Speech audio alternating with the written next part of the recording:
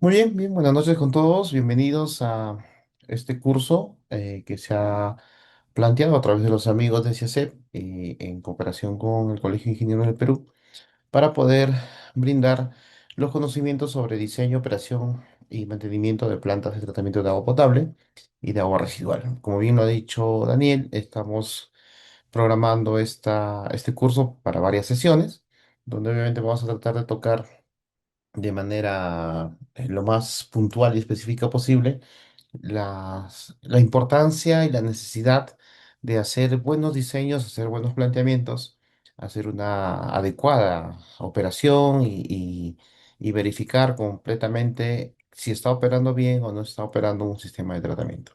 En realidad, pues en realidad este curso es bien amplio, o sea, para cada tema, ¿no? Porque si ustedes verán, son para tanto plantas potabilizadoras como para plantas de agua residual que son amplísimas, ¿no? Porque hay diferentes tipos de tecnologías, diferentes tipos de metodologías, diferentes tipos de situaciones en las cuales se va a plantear o se va a necesitar, pues, operar y diseñar una planta de tratamiento.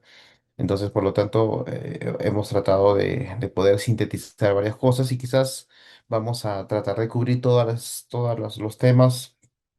Quizás no podamos llegar a específico en algunos puntos muy puntuales, salvo por las preguntas que ustedes puedan hacer a través de esa plataforma Zoom, sino también voy a compartirles un poco de lo que vamos haciendo en la experiencia y todo lo demás, ¿no?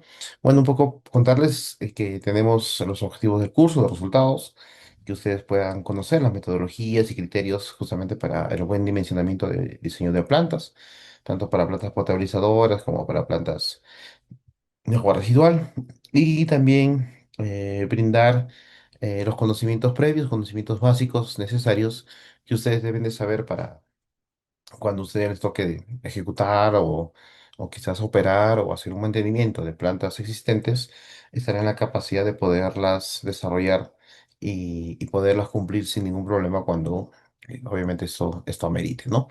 Eh, con una parte introductoria voy a mostrarles aquí con el, aquí en ese archivo de Word. A ver si me da un segundito, no sé por qué no quiere prender. Aquí está, aquí está. Aquí está. Ahí está, ¿no? En ese archivo de Word, donde hemos separado las sesiones, ¿no? Seguramente ya Daniel también ya lo compartió, pero justamente quería mostrarles un poquito lo que vamos a ver en estos dos, digamos, dos tópicos que se han separado, ¿no? Un primer bloque o dos bloques, ¿no? Un primer bloque enfocado a lo que se refiere a plantas potabilizadoras, donde vamos a ver todo lo que es el reglamento, el marco normativo, en el módulo uno, que eso es justamente la sesión que vamos a empezar. El módulo 2 sobre las unidades de tratamiento, de potabilización. Bueno, yo lo he dividido en dos módulos, uno para rural y otro para urbano. Así que en el caso rural vamos a ver lo que son sistemas para rurales, desde captaciones, arenador, procedimentadores, unidades de prefiltros y filtros lentos. También aquí vamos a demorar dos sesiones, ¿sí? También de 2 horas, en la semana 2 y la semana 3. Era el módulo 3 sobre potabilización urbana, que aquí vamos a hablar un poquito más, son 4 sesiones que vamos a tratar de poder desarrollar todas las unidades que se utilizan para el proceso de potabilización en una planta para sistemas urbanos. Vamos a ver mezclas rápidas, unidades de especulación, decantación y clarificación, filtros rápidos y la unidad de desinfección y almacenamientos para que se pueda reservar el agua que está potabilizada y que purificada y que pueda ir a la red de abastecimiento.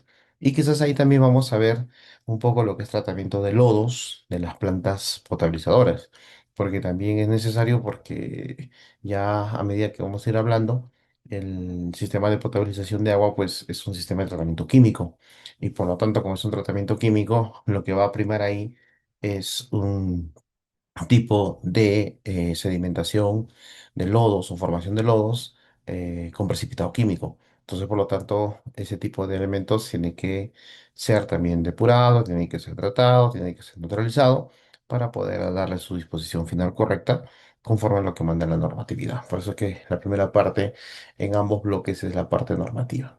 Y en el bloque 2 ya es sobre aguas residuales. También acá tenemos 7 sesiones. Vamos a tener en el primer módulo el marco normativo. Vamos a ver lo que es la reglamentación, los estándares de calidad, las autorizaciones, que eso va a demorarnos 2 sesiones que a veces es importante conocer porque entiendo que todos los participantes aquí en sala, pues muchos recién se están familiarizando con el tema de saneamiento. Quizás algunos ya tienen cierta experiencia o cierto expertise en este rubro y va a ser más interesante cuando ustedes también hagan las preguntas que corresponde para poder ir disipando algunas realidades o algunos casos que ustedes han estado viendo en campo, ¿no? En los proyectos prácticos en los proyectos reales y de los cuales, pues, de todas maneras, siempre quedan algunas dudas o algunas curiosidades que aparecen cuando hay que hacer decisiones o tomar algunos criterios importantes para definir cómo debe ser correctamente la aplicación de la normatividad. Que eso es importante para cualquier tipo de sistema de saneamiento y en particular para sistemas de plantas de tratamiento, porque eso es también un eje importante porque tanto la planta potabilizadora como la planta de agua residual, pues tiene cada uno su especificación y sus características muy marcadas entre una y otra, ¿no? Porque como hace rato les dije, hace ratito la planta potabilizadora es un tratamiento netamente químico, ¿correcto? Mientras que una planta de agua residual es un tratamiento biológico. Ahora, ambos se pueden combinar, sí se pueden combinar, ambos pueden complementarse, sí se pueden complementar. Entonces, ese tipo de relaciones o características de unidades, de procesos, del comportamiento hidráulico también, pues nos van a ayudar a entender mejor cómo realmente funciona este tipo de sistemas, ¿no? Cómo realmente van a ser operativos. Entonces, ¿qué vamos a ver? Bueno, vamos a ver lo que son los principios básicos en el módulo 2 sobre caracterizaciones de aguas, procesos de conversión biológica, es por eso que ahí hablo un poco de biología. En el caso mío, como bien lo leyó Daniel, yo soy formación ingeniero sanitario y dentro de la especialidad, pues nosotros nos formamos en biología y química, ¿no? Vemos bastante biología y química, aparte de física, matemática y hidráulica, que hace que todos esos conocimientos los enfoquemos para el diseño de plantas. Y eso es lo que justamente hace que hagamos modelos y diseños que permitan hacer un tratamiento efectivo, un tratamiento adecuado, conforme a la realidad y al problema que vamos a encontrar en la caracterización de las aguas. Después vamos a ver unidades convencionales en el módulo 3, unidades preliminares, ahí tenemos unas 3 sesiones, unidades primarias, desde unidades sencillas como tanques sépticos, como tanques IMOV, y vamos a ver en la última semana los sistemas de tratamiento de filtro percolador, tratamientos secundarios, ¿sí? Sistemas terciarios de desinfección y también el tratamiento de los y disposición de esas aguas, ¿no? A la par, durante ya casi la última sesión, seguramente vamos a utilizar un software que es interesante, que es el software ACM Links, que se usa para lo que se entiende como modelamiento para diseño de plantas de depuración. Sí, que eso es lo que voy a mostrarles al final. Y quizás también otro software que yo estoy haciendo, que es con el Python, para que ustedes vean que ya está, bueno, el Python es una herramienta también ya muy conocida, pero que lo estamos desarrollando para poder plantear sistemas de tratamiento, tanto de depuración como de potabilización, para simuladores en continuo, simuladores en línea o simuladores extendidos. Entonces, eso es lo que es un poco hoy en día el modelo de diseño. Es cierto que la primera parte lo vamos a ver con modelos Excel, ¿no? Con algunos ejemplos, unos cálculos que lo vamos a hacer durante las sesiones y vamos a ir viendo algunos sistemas también que vamos a compartirlos, ¿correcto? Entonces, esa es la temática que vamos a desarrollar y justamente acá quería compartirles. Voy a dejar de compartirles un ratito y voy a compartirles aquí. Me dicen si se ve. Así se ve, todo, ¿no? Ya, muy bien. Entonces, a ver. Bueno, justamente en esta parte pues quería mostrarles, ¿no? Que vamos a ver algunos ejemplos de diseño con modelos ya existentes, ¿no? Que son comunes encontrar en plantas ya estandarizadas, ¿no? Por ejemplo, este es un modelo de una planta estandarizada para potabilización de agua en zona rural. Sí, que es una planta con filtración lenta, que esto lo promueve el mismo Ministerio de Vivienda, sí, que está ya definido con sus modelos de cálculo, que tiene su esquema, indica qué tipos de unidades vamos a ver. Acá, por ejemplo, se puede apreciar toda la distribución desde el punto de ingreso, desde la captación, al desarenador, los aireadores, los sedimentadores, ¿no? Después del sedimentador viene la parte de prefiltros y también viene la parte de filtros lentos, por ejemplo. Entonces, miren, ¿no? Toda la distribución de una planta, ¿sí? Digamos que tiene cierto esquema arquitectónico también, eso es importante saberlo, ¿ya? Porque de todos modos, cuando nosotros trabajamos ya en la ejecución, en la misma instalación de estas unidades, pues tiene que haber cierta digamos, concordancia arquitectónica para que se pueda enlazar entre una unidad y la otra, pueda tener dispositivos de conexión directa, bypass, pueda tener inclusive sistemas de control hidráulico desde las válvulas, con puertas.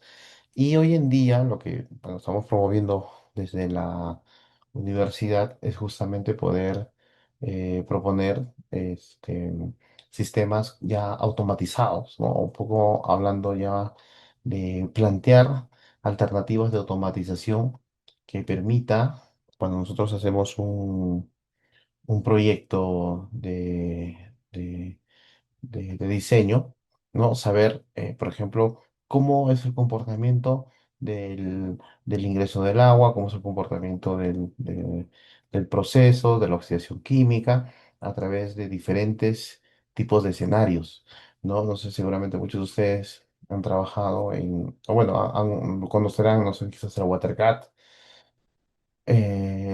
y por ejemplo, pues esas plantas, perdón, esos software, por ejemplo, nos ayudan a hacer simulaciones en periodo extendido, ¿no? A hacer más o menos la cuantificación de cómo se comporta o cómo es la hidráulica de las redes durante determinadas horas del día.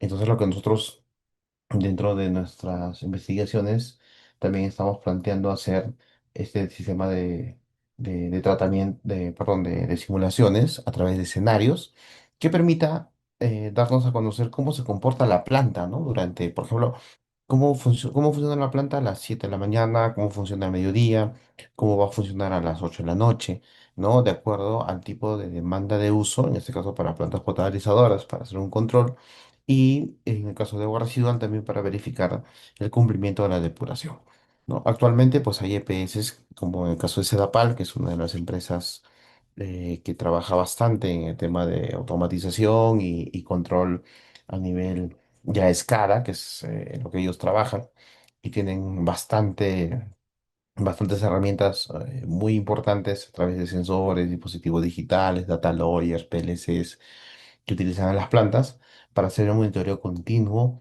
horario, promedio diario, por medio mensual, del funcionamiento correcto de las plantas, ¿no? Entonces, a través de esos modelos, pues uno logra más o menos identificar cuánto es el funcionamiento correcto de la planta.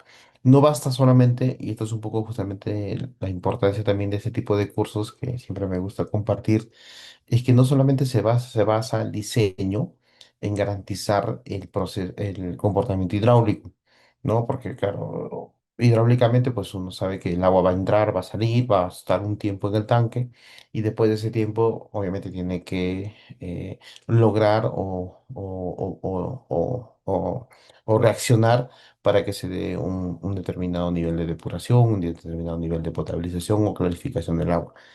Entonces, para entender el funcionamiento correcto de la planta, no solamente basta la hidráulica, ¿correcto? No solamente basta saber, ya ingeniero, yo dimensiono cuánto es el ancho, el largo, la profundidad, la altura del tanque, sino hay que entender también el comportamiento del proceso. Es por eso que muchas plantas a nivel nacional, pues, no cuentan con, digamos, una estimación cercana a lo real, porque lo que sucede es que han sido diseñadas de manera estática, ¿sí? Bueno, yo lo llamo así de esa manera, es un término que también utilizamos en el modelamiento hidráulico. ¿Por qué llamamos de modo estático? Porque solamente estamos diseñando con un solo caudal, con una sola concentración, con una sola carga, en un momento específico, ¿sí? Pero a veces eso no sucede en una planta, ¿correcto? En una planta generalmente el comportamiento del proceso es dinámico, ¿correcto? Porque la planta va a sufrir cargas o va a soportar cargas de cómo viene el agua. ¿Sí? Y cómo está viniendo esa cantidad o ese nivel de agua. Entonces, por lo tanto, cuando uno diseña una planta, uno diseña un sistema de potabilización, un sistema de depuración, pues tiene que saber qué capacidad tiene que tener ese diseño para que pueda tener un rendimiento adecuado, un rendimiento correcto. ¿Sí? Es como, por ejemplo, cuando nosotros estamos en colegio, en universidad, ¿no? Para que podamos, digamos, aprobar el curso, necesitamos sacar 11, ¿sí? O sea, llegar a 11, ¿no? Que es la nota que comúnmente pues, se recomienda en las mallas curriculares en las universidades, o bueno, en otras quizás a 13 o 14, ¿no? Entonces yo tengo que llegar a esa nota para saber que sí he pasado el curso. Lo mismo sucede con las plantas, tanto en una potabilizadora como en una de agua residual, donde el objetivo justamente es de poder remover los contaminantes, remover los elementos que pueden ocasionar algún daño a la salud de las personas, porque justamente las plantas cumplen esa función de reducir los elementos contaminantes, reducir la cantidad de carga, eliminar los elementos patógenos que puedan conllevar a una enfermedad o llevar algún tipo de malestar a la salud de las personas que van a consumir el agua potable y obviamente también a las personas que están, digamos, de manera indirecta, haciendo reuso, porque ya se llama de reuso, de una planta de agua residual, ¿no? Porque dentro de nuestra normatividad peruana ya lo permite, ¿sí? Y obviamente, pues, la idea es un poco que ustedes puedan comprender, ¿no? Porque tenemos un perfil hidráulico, lo traen una vista en planta, ¿no? De cómo funciona, pues, un sistema o diseño de plantas, también de aguas residuales considerando las características, inclusive mecanizadas. A veces acá en nuestro país tenemos todavía ¿qué les digo? La, la restricción, ¿no? Más solo por provincia, ¿no? Porque en Lima es recontra común encontrar plantas de tratamiento muy sofisticadas, plantas muy ya automatizadas incluso, mecanizadas, ¿no? Donde usan bastante energía y donde se identifican y se colocan pues los sistemas de potabilización, los sistemas de depuración de acuerdo a a la realidad y a la caracterización de las aguas residuales que se van a tratar, ¿sí? Entonces, eh, por ejemplo, acá dentro de nuestro país, a nivel provincias, aún todavía tenemos esa restricción que nos mandan, ¿no? Que tiene que ser una planta la más económica, que no tiene que gastar mucho dinero, que tiene que ser una planta barata, pero efectiva, ¿no? Pero en realidad no. Yo todas las veces que he podido ver plantas de tratamiento, plantas de depuración o plantas de potabilización, que es cierto que son baratas, que no consumen mucha energía, que son sistemas muy convencionales, pero que no cumplen el funcionamiento con el cual se han planteado. O sea, no cumplen ese diseño efectivo, ¿sí? ¿No? ¿Desde cuánto llamamos diseño efectivo? Cuando el tratamiento, la depuración está por encima, yo diría incluso hasta del 60% de remoción de diferentes contaminantes, ¿no? Entonces, ¿qué pasa cuando está por debajo del 50? Tenemos una remoción de 40, 30, 20%. Pues lamentablemente esa planta no está funcionando. O sea, trata así, ¿no? Hace sus tratamientos, como por ejemplo ahora yo estoy haciendo un sistema de tratamiento de desinfección avanzada que estamos haciendo con desinfección solar.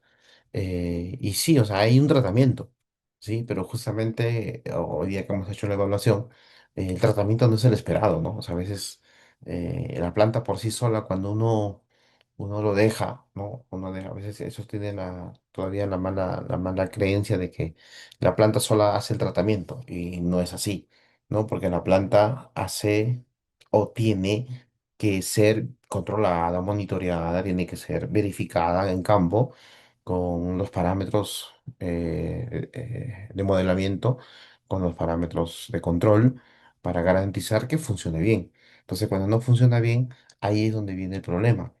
Ahí es donde más o menos vamos a poder entender que el tratamiento que estamos dando a un determinado sistema, pues no cumple con o no cumple con las expectativas de los límites máximos, de los estándares de calidad o las normas de calidad que corresponderían o que deben de corresponder a la norma de salud, por ejemplo, en el caso de potabilización de agua, y en el caso de límites máximos permisibles y estándar de calidad ambiental, cuando hablamos de vertimiento para las aguas residuales, ¿no? Entonces, por eso que las plantas no soportan y no tratan como debe ser. Y eso yo, en todas las plantas que he podido ver, que no sé, que he podido hacer su evaluación o verificar, he podido constatar que existe ese tipo de déficit, ¿no? Que todavía hay plantas que justamente porque fueron construidas y aceptadas, aprobadas, financiadas, porque son las más baratas, pues lamentablemente no funcionan. No tienen un rendimiento de eficiencia muy bajo, incluso hay plantas que están por debajo del 40%, ¿no? Más que todo en zonas rurales también cuando se toma, a pesar que son sistemas chiquitos, ¿no? Uno puede ser ingeniero, pero en zona rural más se colocan pues tanques sépticos o filtros percoladores o sistemas este, de desinfección, perdón, sistemas de disposición en el suelo, ese es el vertimiento en el río. Claro, son sistemas convencionales, pero igual, si no se hace bien el diseño, si no se hace el mantenimiento y la operación correcta, pues no de nada sirve, porque al final vamos a tener el mismo problema y la misma identificación o la misma realidad de situaciones diferentes que vamos a ver en cada realidad de las plantas de tratamiento, ¿no? Entonces, eso es lo que justamente es lo que hay que evitar, ¿no? O sea, hay que tratar de, de no, de usar sistemas que, si tú lo diseñas, ¿no? O sea, por más pequeño que sea, por más sencillo que sea, por más convencional que sea, pues debe ser diseñado conforme a las características reales a donde va a funcionar, ¿no? Entonces, eso es lo importante, porque si no, vamos a tener problemas o se va a dar problemas de operatividad muy complejos para poderlos ya resolver en campo, ¿no? En situ. Sí se puede resolver, pero ya es más complejo. Bueno, y mira, acá tengo algunas fotos, algunas vistas justamente de las plantas.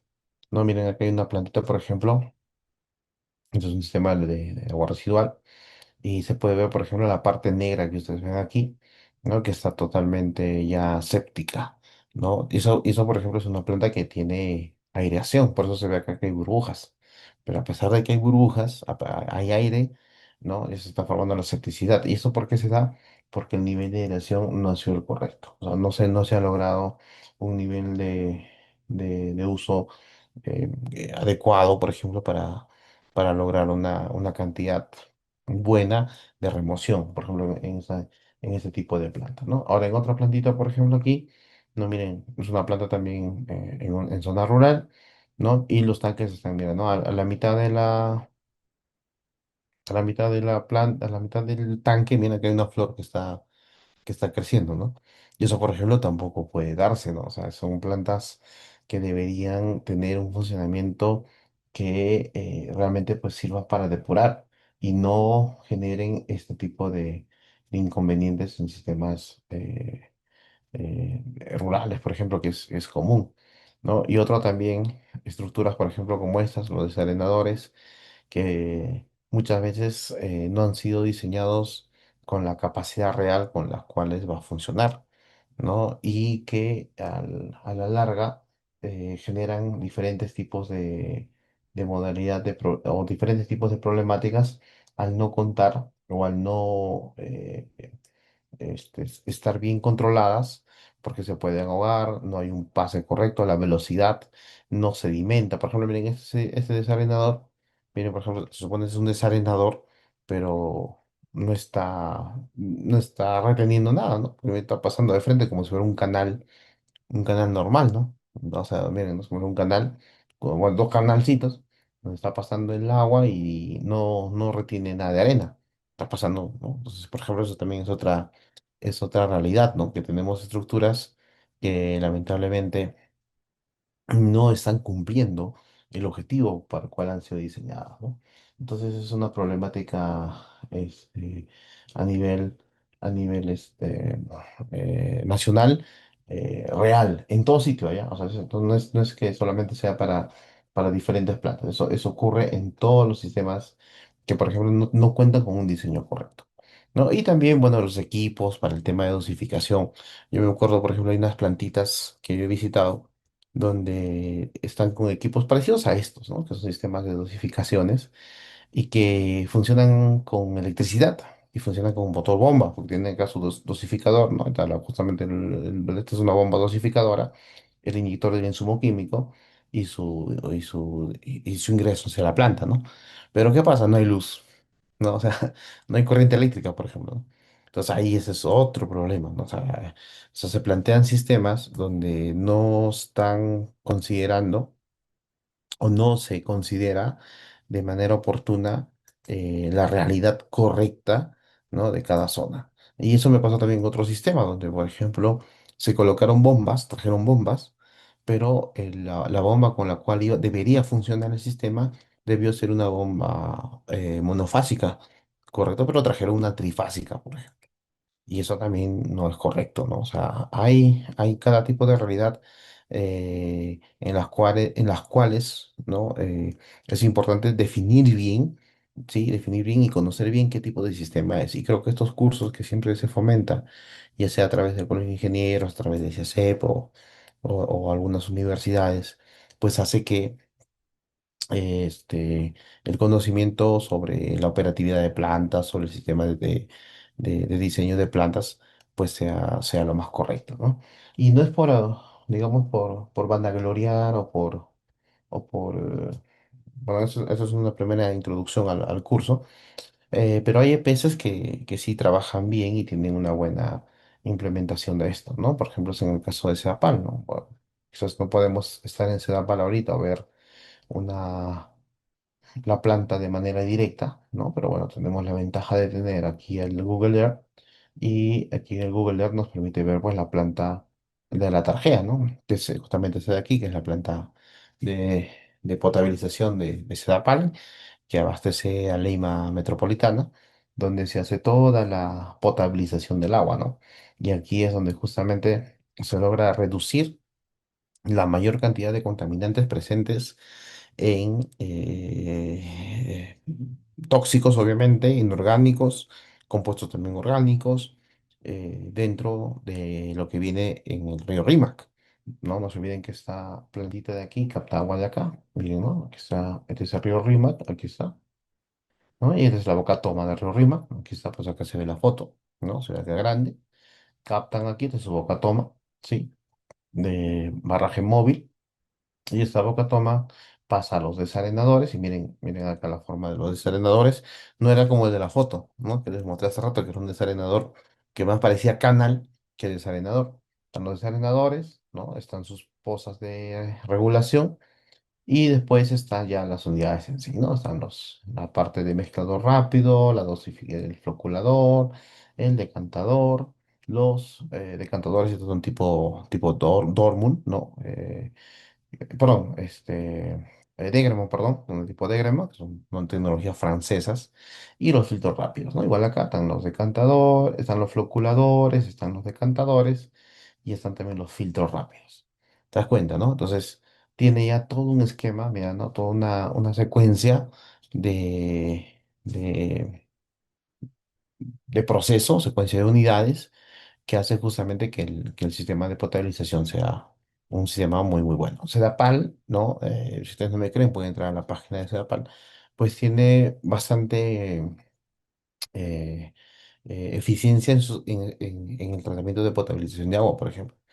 El río Rímac viene totalmente pues cochino, viene con fierro, viene aluminio, elementos orgánicos, ¿no? O sea, viene cargado con diferentes tipos de contaminantes, porque aguas arriba, en la quebrada de Santa Eulalia, pues está esta ralavera del Tamboraque, que también en épocas de lluvia, pues jala elementos lixiviados y hace que esto llegue pues a la cuenca, ¿no? O al río donde justamente se hace explotación.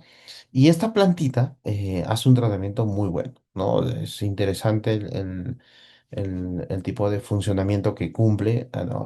Los ingenieros que trabajan ahí hacen dosificaciones semanuales, interdiarias, mensuales, para poder darle las dosificaciones y las concentraciones correctas cuando existe épocas de estiaje, cuando existe épocas de lluvia, ¿no? Y donde obviamente pues se, se hace un monitoreo muy continuo para poderle dar una efectividad correcta. Esta planta, sin exagerar, no, trata el casi 99,9% de todos los contaminantes. Lo reduce al tope, ¿no? Es una planta muy efectiva, ¿no? Y que ayuda, ¿no? De manera, eh, perdón, contribuye de manera muy real a lograr una muy buena potabilización del agua. Ojo, que en la calidad del agua que sale de esta planta es muy buena. Esto, inclusive mejor que las embotelladoras que tomamos de San Luis, San Mateo, esas agüitas en botella, ¿no? Sale mejor. Otra cosa ya es las redes, ah, ojo. Uno me puede decir ahorita en sala, ingeniero, pero mi casa llega sucio, en mi casa abro el caño y llega sucio. Eh, Hay plantas, por ejemplo, acá en mi zona, bueno, seguramente escucharon que yo soy de Huaraz, bueno, yo soy de Huaraz, yo estoy en la Universidad Santiago Túnez de Mayolo, y por ejemplo acá en Huaraz, que es en Ancash, también he visto algunas plantas de tratamiento potabilizadoras de diferentes zonas de acá de algunas provincias y donde el nivel de potabilización, donde yo, por ejemplo, yo trabajé en 2011, 2012 en, en una planta, haciendo todo el tema operacional de plantas en la municipalidad, que en este caso, bueno, voy a decir sin miedo, sin temor, porque es una municipalidad de Carhuaz, donde tiene una planta bien convencional, bien sencilla, es una planta de potabilización tipo CEPIS, y el nivel de tratamiento que se logró ahí después de hacer el mantenimiento. O sea, siempre es bueno hacer mantenimiento. O sea, una planta no puede estar simplemente ya la construí, la instalé y listo, ya que funcione. No, no puede ser así, ¿no? O sea, tiene que estar siempre en constante monitoreo y control. Por eso es que existen operadores. Entonces, hicimos el mantenimiento, hicimos la limpieza y esa planta, por ejemplo, tuvo un rendimiento muy bueno. Mejor que una botella de agua San Luis a la salida de la planta. Ojo a la salida. Ya otro cantar es lo que llega al reservorio y lo que del reservorio se distribuye hacia las redes, porque ya eso también es otro nivel de control que es importantísimo también tener en cuenta, ¿sí? Porque uno se saca la mugre potabilizando el agua, usando químicos. La mayoría, como les vuelvo a repetir, usamos tratamiento químico para poder lograr un nivel de potabilización muy adecuada, ¿no? Muy correcta.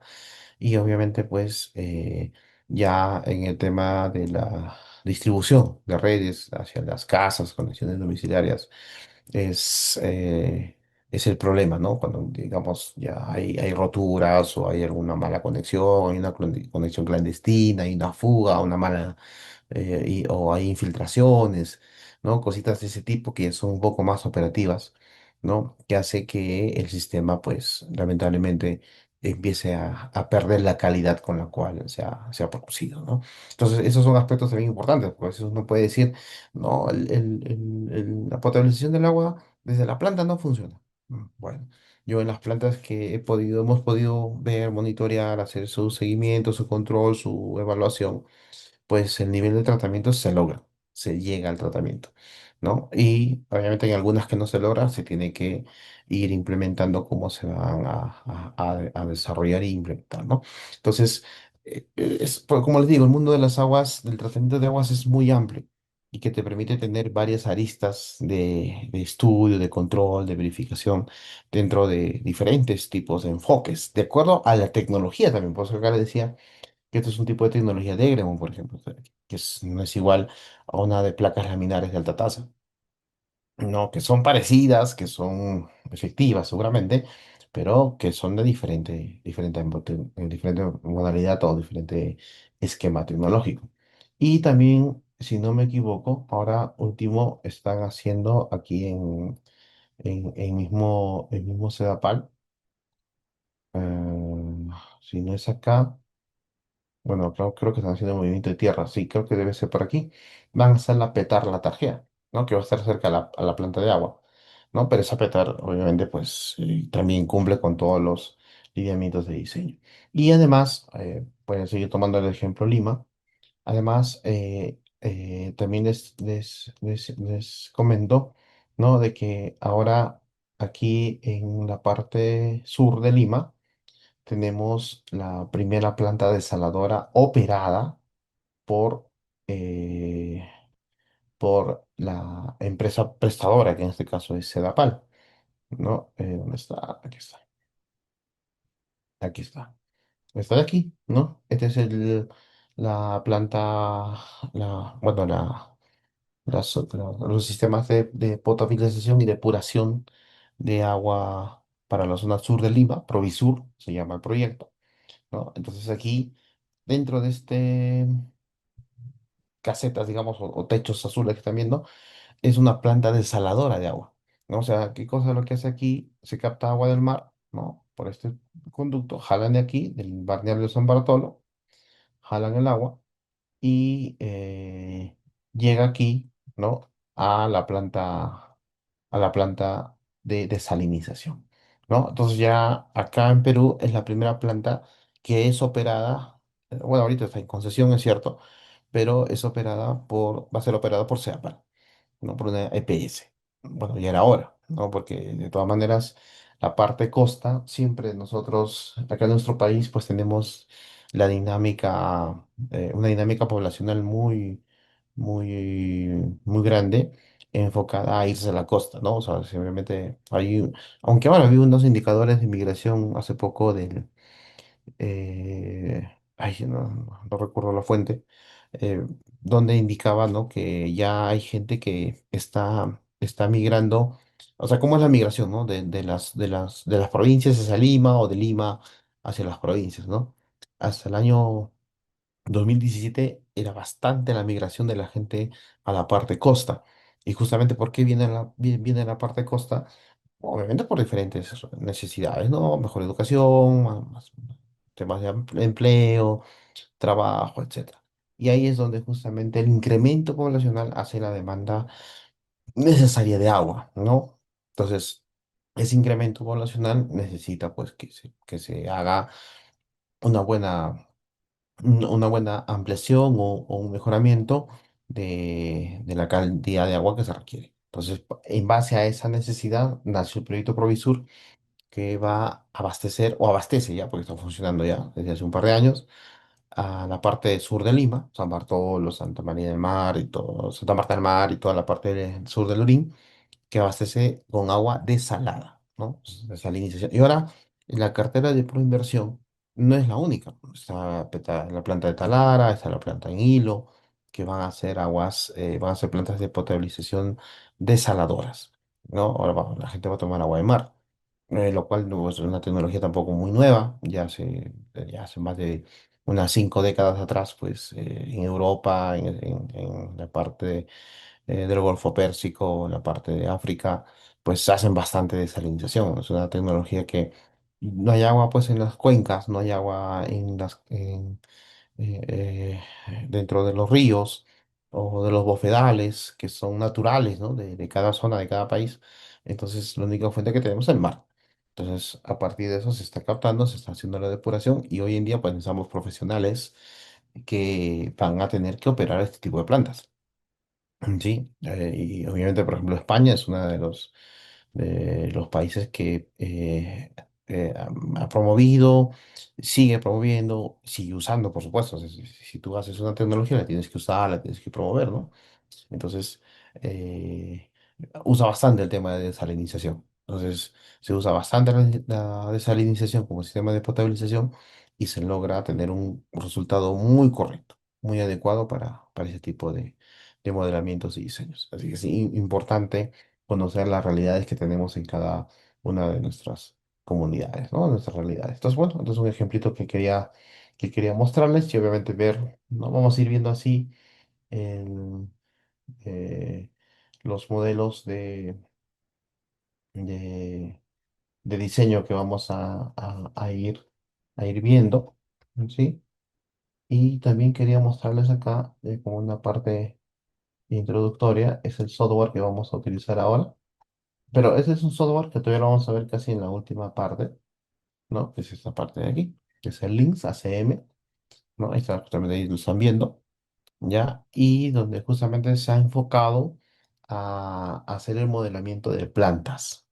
En realidad hay varios software, ¿no? Bueno, este software aquí yo lo utilizo porque es un software de la Universidad Politécnica de Valencia, que ellos lo han desarrollado, ¿sí? Y donde se hace el modelamiento a través de un modelo matemático que es el ACM1, que es el Active Slash Model, ¿no? Que es netamente para agua residual, ¿no? Que es ahí donde se hace el dimensionamiento de este tipo de sistemas, ¿no? ¿Y qué cosa es lo que hay que hacer en este diseño? Bueno, se tiene que verificar el comportamiento del proceso biológico, cómo ingresa el caudal, con cuánto caudal se diseña, cuánto es la cantidad de sólidos, cuánto es la cantidad de DBO, cuánto es la cantidad de QO, ¿no? Cuánto más o menos es digamos, la cantidad de lodos que se va a generar, ¿no? Cuántos decantadores al día voy a utilizar, cuántas zonas de proceso hay, ¿no? Entonces, eso es lo que hace el software, ¿no? Ahora, también hay para plantas de potabilización. Generalmente hay una que es de DuPont, ¿no? Que es la de Wave Water. Pero obviamente este software, tanto la otra, la que les hablé, bueno, este es el software del modelo de la Universidad Politécnica de Valencia, pero hay softwares que están ya en el mercado, que son de paga, ¿no? O sea, hay que pagar para poder usar los software, ¿no? Está varios lo que es EPX, están lo que son eh, Wave también, Wave, Pond, ¿no? Antes había un programa libre, bueno, no libre, pero era un programa para simulador de plantas de desalinización, que era Rosa de DuPont, pero bueno, ya lo han dejado de dar soporte y ahora está solamente Wave, ¿no? Como la parte de diseño, ¿correcto? Y así, hay varios modeladores, ¿no? que se están haciendo. Bueno, próximamente como, que es como un cherry previo. No, yo también estoy haciendo unos simuladores con el tema de mi tesis doctoral, para hacer la verificación con Python, ¿no? Quizás al final de la clase también, o sea, al final de cada módulo quizás un poquito les muestre lo que estoy haciendo. Y con eso estamos haciendo también el uso de estas herramientas para poder hacer la simulación y poder hacer la comprobación in situ de la línea de diseño para plantas, ¿no? Más que todo para diseño y después eso contrastarlo con el tema operacional, ¿no? Porque justamente ahora vamos a ver aquí en la norma, ahora vamos a empezar con la parte normativa, ustedes puedan ver y puedan conocer que para hacer un buen diseño de planta yo necesito primero hacer un buen cálculo preliminar, que es lo que vamos a aprender ahora, ¿no? Cálculos preliminares, y después lo tengo que llevar a experimentación, ¿sí? A hacer piloto. Y eso no lo dice Martín Guamán, eso lo dice la norma. Ahorita vamos a verlo para que vean ahí la norma, ¿sí? Cuando vamos a hablar ya de la parte normativa. Entonces, por lo tanto, la idea es un poco que ustedes también puedan entender, y puedan, cuando ustedes, como siempre les digo a mis alumnos en la universidad o en cualquier otro lugar que tengo alguna ponencia, no, les digo que cuando sean gerentes en algún municipio, algún ministerio, bueno, si están dentro del Ministerio de Vivienda, mejor todavía, ¿no? Hay que tratar de hacer unos TDR realistas. Y los voy a mostrar también, seguro durante las clases, lo que hace, por ejemplo, por inversión. Por inversión, por ejemplo, ha financiado o viene invirtiendo, bueno, no invirtiendo, por inversión, lo que hace es generar todo el tema contractual, todo el tema administrativo, el tema de gestión, para que las PETARs y plantas de tratamiento, tanto de agua residual como plantas de purificación o potabilización, sean ejecutadas por dos modalidades, ¿no? Por las asociaciones público-privadas o si no por las obras por impuestos. Entonces lo que se hace es aprovechar ese fondo, ese financiamiento ya sea por interés público o interés privado, y ejecutarlos. Sí, ejecutarlos. Y el estudio van a ver, lo vamos a para que ustedes no piensen que les estoy mintiendo, ¿no? Los estudios de diseño para plantas, ¿no? Tienen que tener por lo menos el principio de garantizar un buen funcionamiento para un ciclo hidrológico. Entonces, ¿cuánto es un ciclo hidrológico? Pues un ciclo hidrológico es, bueno, en el caso de nosotros que tenemos, que estamos ubicados del Ecuador hacia abajo, nuestra peculiaridad es que hay épocas en las cuales tenemos dos épocas bien marcadas, las épocas que hace bastante calor y las épocas que hace bastante frío, ¿no? Inclusive ahora, ¿no? Por ejemplo, en la parte costa está haciendo bastante frío, ¿no? Acá en la sierra, por ejemplo, está haciendo bastante frío y bastante calor, no hay lluvia, por ejemplo. Entonces acá, por ejemplo, es una sierra, tenemos ya bien marcados los tiempos, ¿no? Épocas de lluvia, épocas sin lluvia. En la zona costa, épocas de bastante calor, épocas de frío. Y en la selva, que es también otros microclimas totalmente distintos, porque en selva va a llover, hay lluvia casi todo el año, pero también hay temporadas en las que ya se siente el cambio o la afectación ¿no? del cambio climático, donde se puede ver que hay temporadas donde hay bastante frío y temporadas donde hay bastante calor, pero hay también precipitación, ya sea en una temporada de frío o calor. Es por eso que cada realidad es distinta. Y en base a esas realidades uno tiene que analizar las situaciones y los modelos y los diseños conforme a ese contexto, conforme a esa realidad. Porque si no lo diseñamos como debe funcionar en el sitio, lamentablemente vamos a tener muchas deficiencias y muchas debilidades al momento de operar una planta, ¿no? Al momento de plantear una. Lo que hace por inversión, por ejemplo, con estas plantitas que ha diseñado, que ha construido, es justamente eso, hacer todo un diseño anual, hacer todo un diseño bien específico para que durante los diferentes años ya de operación que va a funcionar la planta, esas deficiencias o esas brechas o esas variables que van a ir cambiando en función al consumo, al incremento poblacional, al incremento también de cargas, no afecte a la planta con la cual se ha diseñado, ¿no? Y la planta esté en la capacidad de poder aguantar justamente esa variación de carga. Y eso se debe justamente al diseño y a la simulación que se hace para poder garantizar el funcionamiento correcto. No, y ni qué decir, pues, ¿no? O sea, una de las recomendaciones siempre importantes es que se utilice bien los modelos para poder hacer o entender bien, ¿no? El funcionamiento óptimo de la planta, ¿sí? Y eso se da con escenarios, ¿no? Saber cuánta carga entró, a qué hora entró, en qué momento vino, cómo se descargó. Entonces, cositas de ese tipo que ya vamos a irnos familiarizando a medida, obviamente, que vamos a ir viendo las partes ya más específicas de algunos modelos de diseño, algunos modelos o criterios o parámetros que parten desde la norma, ¿correcto? No parten desde un criterio cualquiera, parten desde la norma y se complementan, obviamente, con resultados de investigaciones, de modelos experimentales, de modelos de pilotos, de prototipos, que se usa bastante para los diseños reales de las plantas de potabilización. ¿Sí?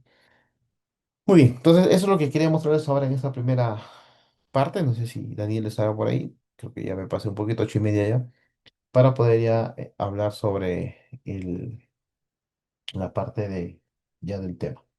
Daniel, no sé si estás por ahí. Así es, ingeniero. Aquí estoy atento a la capacitación. Muchas gracias, ingeniero. Excelente. Ahí nos están felicitando también los participantes a través de las redes sociales, todo ello. Bien, antes de pasar al receso, ¿alguien tiene alguna consulta, por favor? Voy a activar en estos momentos a ver el audio. Estoy reactivando el audio. A ver, ¿alguien tiene alguna consulta, por favor, del tema que estamos desarrollando? A ver, para que el ingeniero pueda responder, si no ya pasamos un momento al receso, por favor. Vladimir me dice, ¿será posible obtener el simulador? Me dice ingeniero. Uy, perdón, se me mató el micro. Sí, voy a tratarlo de descargar. Como es un software, es un simulador de los amigos de la Universidad Politécnica de Valencia. Sí, yo creo que no habría problema. Como las sesiones que vamos a tener son un poco largas, así que tenemos plazo más o menos hasta septiembre, así que no va a haber ningún inconveniente, creo, en poderles facilitar con el permiso de ellos, ¿no? No, no, no creo que haya inconveniente. Correcto, ingeniero. Muchas gracias. Ahí estamos respondiendo a Vladimir. Ya, hay otra consulta. Yener Reategui nos dice, buenas noches. ¿Se tratará diseño de redes de agua potable en zonas urbanas para circuitos abiertos y cerrados?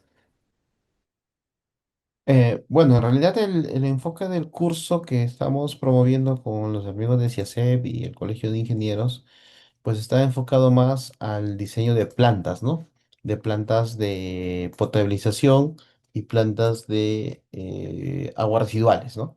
El diseño de redes es parte, sí, del saneamiento, es parte de un proyecto, pero en esta ocasión en el curso no lo vamos a tocar, ¿no? Es más un poco enfocado a plantas. Y obviamente sí vamos a hablar de la hidráulica, sí, ¿no? Pero dentro del diseño de plantas.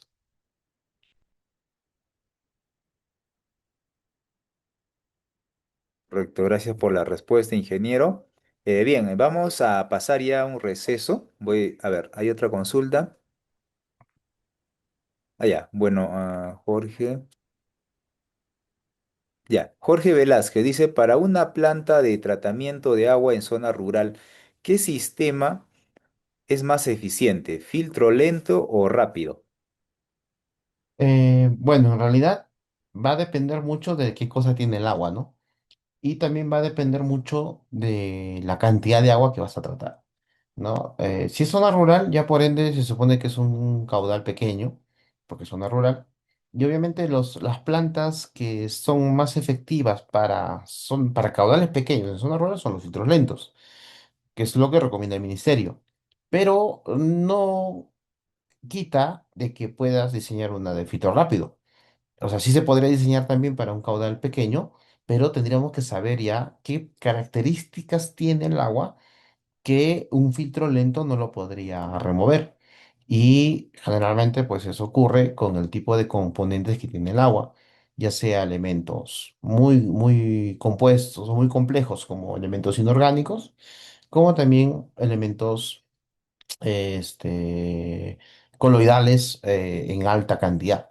Entonces, dependiendo, ¿no? En realidad depende mucho de la caracterización, pero ya más o menos por el mismo lineamiento que dice el reglamento, las zonas rurales pues se trabaja con caudales pequeños y con calidad de agua no tan complicada, no tan, digamos, no tan sucia.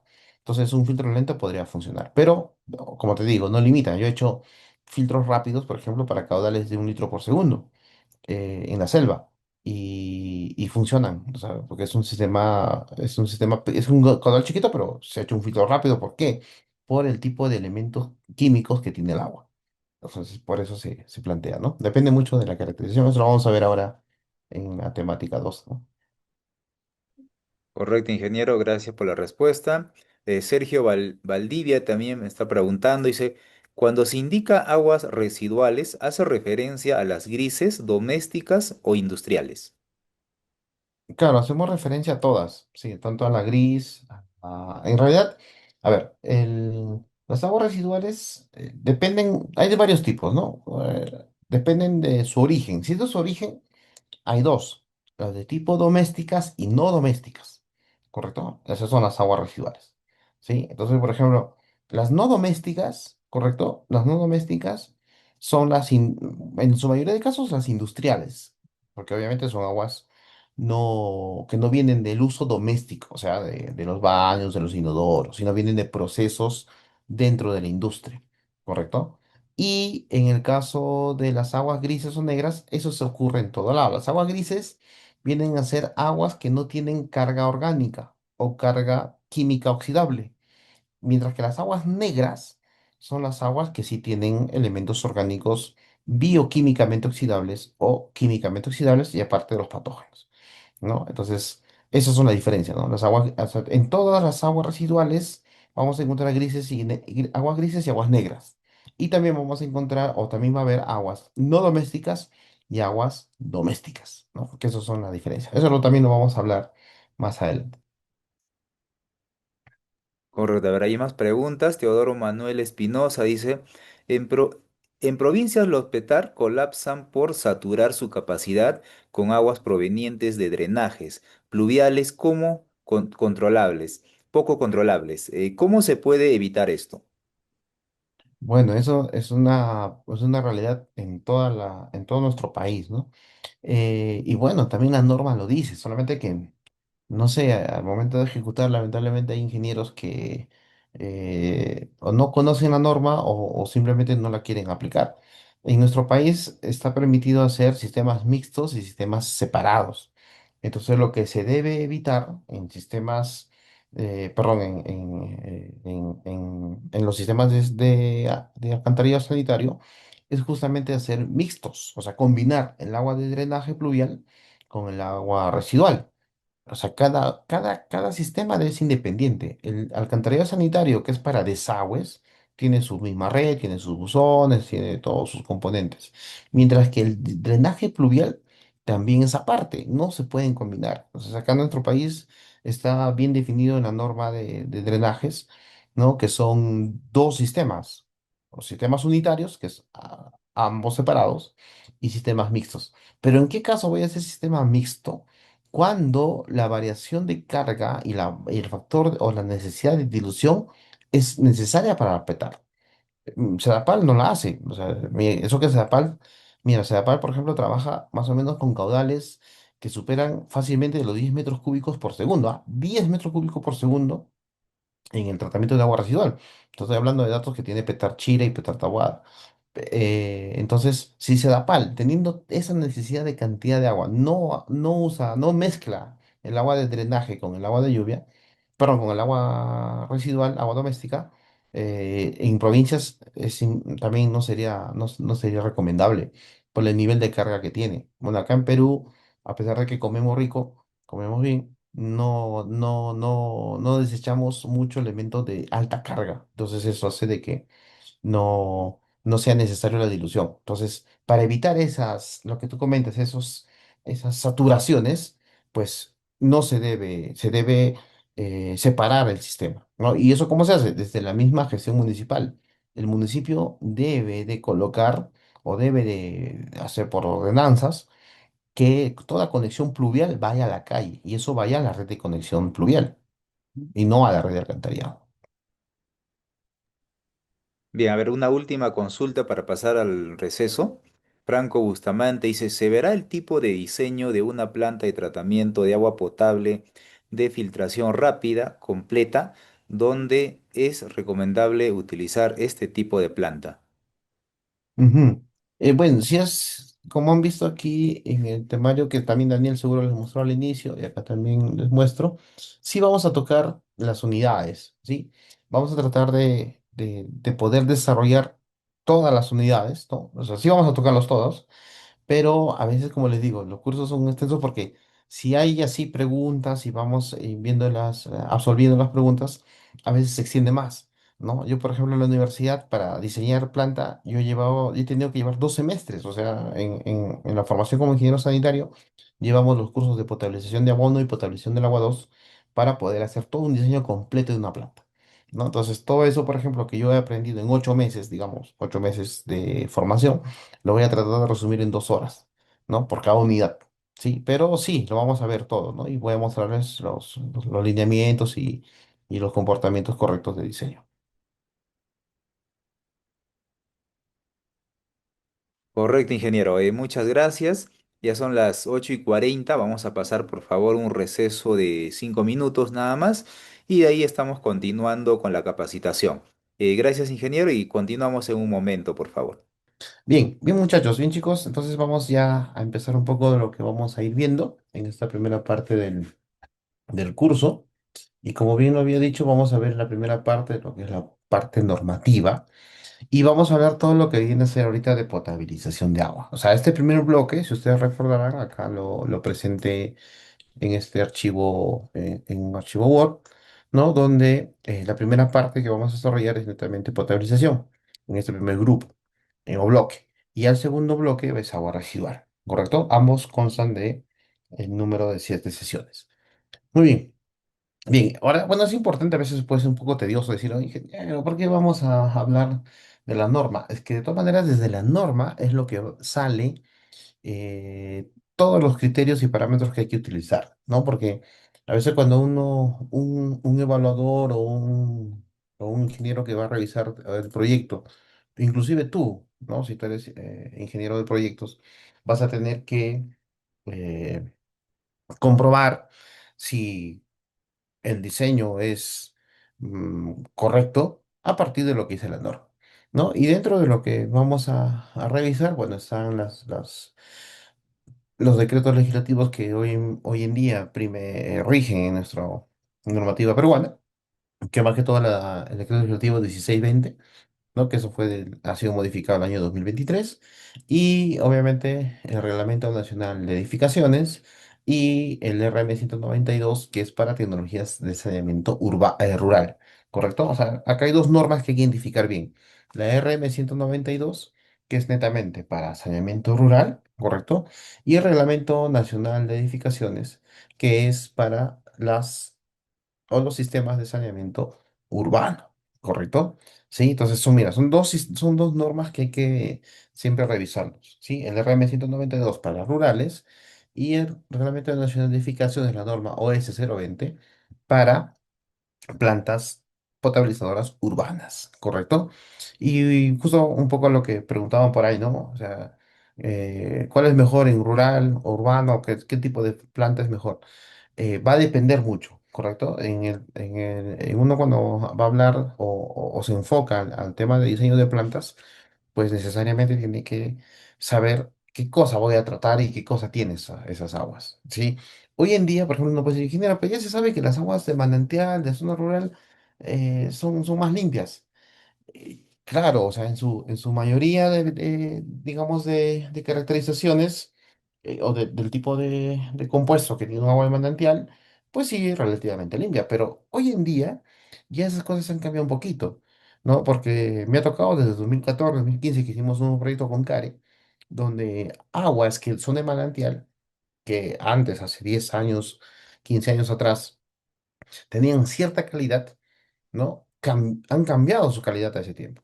Se han vuelto más ácidas, su pH cambió, han tenido otro tipo de elementos dentro de su caracterización, ¿no? Y eso es lo que altera ya la calidad, ¿no? Había gente, por ejemplo, que no cloraba el agua. Ingeniero, ¿por qué no se clora el agua? O uno va a preguntar y curioso dice, oye, ¿y por qué no cloran el agua en tu zona? No, es que ingeniero sabe que el agua sabe feo. Cuando cloramos, sabe feo.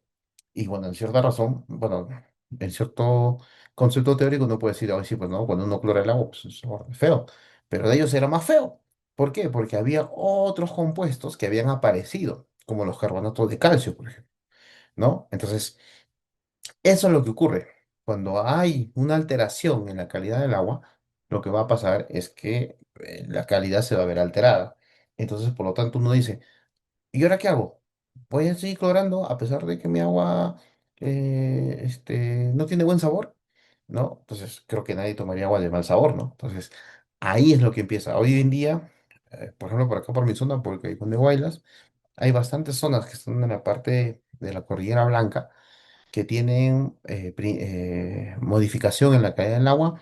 ¿Por qué? Bueno, por la misma deglasiación, por el mismo movimiento geomorfológico del suelo, por las erosiones, por la capacidad de infiltración. Y ya muchas aguas, como ya hay desglaciación, ¿qué pasa? Llega la lluvia, lixivia todo la roca superficial, la roca donde antes había hielo, ya no hay hielo, hay elementos de roca expuesta, y esos elementos de roca pues tienen minerales, bastante minerales, son bastante rocas mineralizadas, rocas ígneas mineralizadas. Entonces, ¿qué pasa con estas rocas cuando hay lluvia? Se lixivian y eso lleva a tener otros compuestos adicionales a los que ya tienen un agua de manantial. Hay aguas que tienen plomo, hay aguas que tienen arsénico, hay aguas que tienen mercurio, de forma natural, o sea, ni siquiera hay minería, o sea, parece que una minera no ha contaminado. No, o sea, hay fuentes que sí tienen de forma natural ese tipo de elementos. Como también hay fuentes que han sido contaminadas así, pues, ¿no? Por actividades eh, no solo de minería formal, sino también de minería artesanal, ¿no? Por ejemplo, yo he visto varias zonas, no solamente acá por Ancash, Huancavelica, Junín, donde hay minería, Arequipa, donde Niquecia y Trujillo, la zona de Sierra de Trujillo, donde hay extracción de mineral y donde eh, por ejemplo, aparte de la extracción de mineral, hay carboneras, hay caleras, ¿no? Entonces, por ejemplo, plantas concentradoras.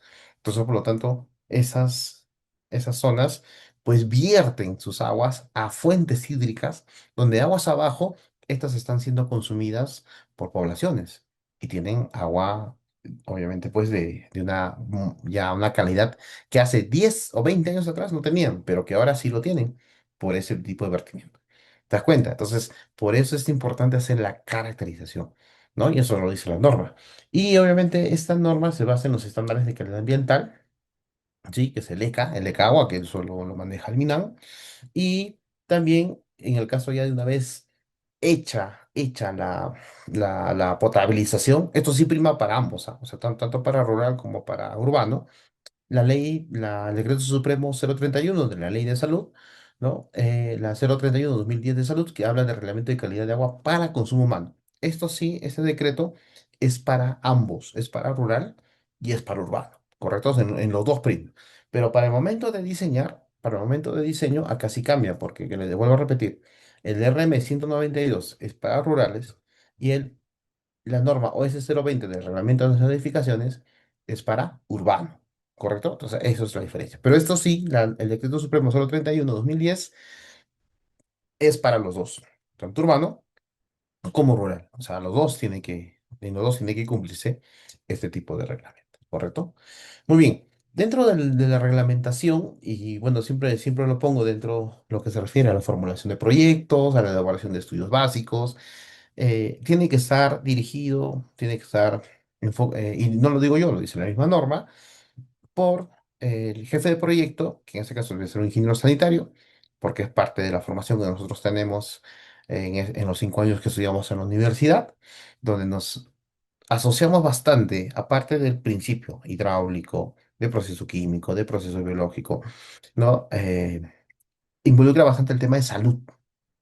Sí, quizás algunos de los que no conocen, por ejemplo, yo como ingeniero sanitario hago serum en salud, ¿no? Tengo que hacer serum, si quiero trabajar dentro de la salud, así como los médicos, como las enfermeras, ¿no? Y eso es justamente porque nuestra formación nos exige, porque estamos dando o estamos garantizando un tratamiento, un sistema de potabilización que garantice que esa agua que voy a tomar o que va a tomar la gente, que va a tomar el centro poblado, la ciudad, pues cumpla, ¿no? Con sus lineamientos correctivos y no genere contaminación, no genere enfermedad. Entonces, ese es el asunto que hay que nosotros siempre identificar.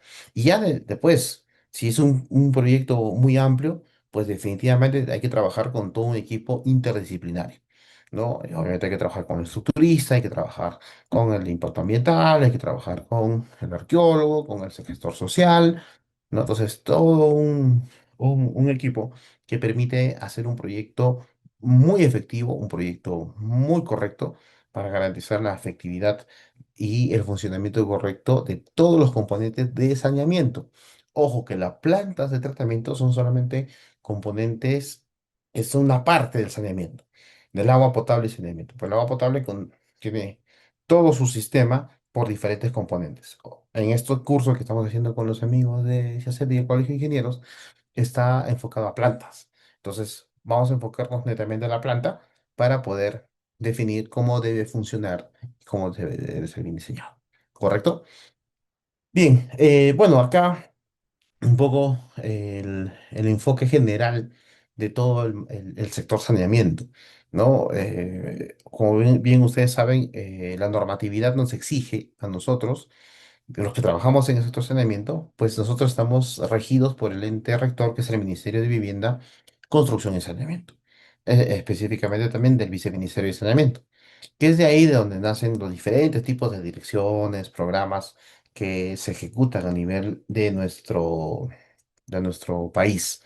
Dentro del Ministerio de Vivienda, pues está en el Programa Nacional de Saneamiento Urbano, el Programa Nacional de Saneamiento Rural, que ahora, bueno, aún lo mantengo esto porque es, digamos, el eje central del ministerio en sí, pero ya por un tema administrativo, organizacional, entiendo que el nuevo Ministerio de Infraestructura que va a fomentar o que ya está en marcha, según tenía entendido, bueno, no sé, quizás alguno de ustedes en sala quizás está un poco más actualizado en esas noticias, iba a absorber o va a absorber al programa de saneamiento urbano y saneamiento rural, a este famoso Ministerio de Infraestructura, y con una justificación de que muchas trabas, los proyectos, muchos se retienen, no hay avance en los proyectos, se está reteniendo los proyectos de saneamiento. Entonces, con esa justificación, el PNCU como el PNCR iban o van a pasar a ser parte del famoso Ministerio de Infraestructura, que hoy en día lo conocemos como el famoso ANIN, la Autoridad de Infraestructura, Nacional de Infraestructura, ¿no? Pero bueno, ahí vamos a ver que no he escuchado nada en las noticias yo todavía, pero entiendo de que todavía son parte del Ministerio de Vivienda, entonces por eso que todavía lo mantengo esta lámina. Y aparte de eso, pues dentro del Ministerio también está la OTAS, que es el Organismo Técnico Administrativo de Servicio de Saneamiento, que es una especie de soporte técnico administrativo para las CPS. Dentro del Ministerio están las CPS. Y estas CPS, que son las empresas prestadoras, también están regidas por la normatividad de la Ley Nacional de Saneamiento, la Ley General de Saneamiento, donde estas tienen que cumplir sí o sí, ¿no? Los estándares y los niveles de calidad de agua y servicio para los cuales obviamente están haciendo el tratamiento, la distribución, la comercialización, etcétera, ¿no? Todas las funciones que tienen que cumplir nuestros amigos de las CPS, ¿correcto? Entonces, por lo tanto, es importante mencionar que la OTAS es un organismo que interviene cuando las CPS no funcionan bien, o sea, no están ejecutándose bien. Y eso prácticamente se ve más que todo en los sistemas de tratamientos también, en potabilización y en tratamiento de las aguas residuales. Y para que todo esté bien ordenadito, todo se trabaje bien de manera armoniosa, pues está la SUNAS, ¿no? Que a veces muchos ingenieros que trabajan en el sector lo ven como la parte que siempre está ahí, ¿no? Chinchosa, ahí fastidiando de que se cumpla todos los lineamientos, pero que lamentablemente tiene que ser así. La SUNAS, pues que es la Superintendencia Nacional de Servicios de Saneamiento, es la que tiene que garantizar que el servicio se cumpla, ¿no? Entonces, ellos van a garantizar que lo que ha hecho el ministerio, dando el financiamiento al programa de saneamiento urbano, al programa de saneamiento rural, pues puedan estar conforme a la realidad del sitio y que cumplan todas las condiciones de calidad para que el agua potable que llegue ahí sea la más adecuada y la más correcta. ¿Correcto? Entonces, eso es lo que hace la SUNAS. Y aparte de eso, sí, nosotros también, como ustedes bien saben, para diseñar una planta potabilizadora, pues necesito agua, ¿correcto? Entonces, como voy a necesitar agua, el ente o la máxima autoridad enfocada al servicio de agua, pues viene a ser el Ministerio de Agricultura y Riego.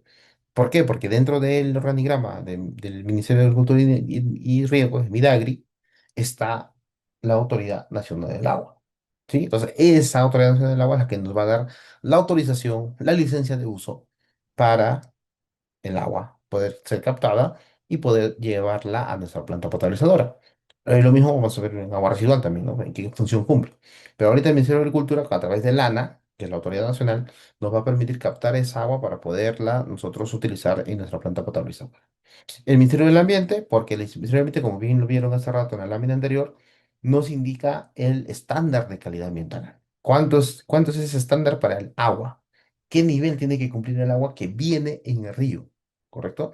Y el otro, pues, que ya les dije hace un momento que tiene que cumplir para que la gente consuma agua que no le va a hacer daño a su salud, el Ministerio de Salud, a través del Decreto Supremo 031. ¿Te das cuenta?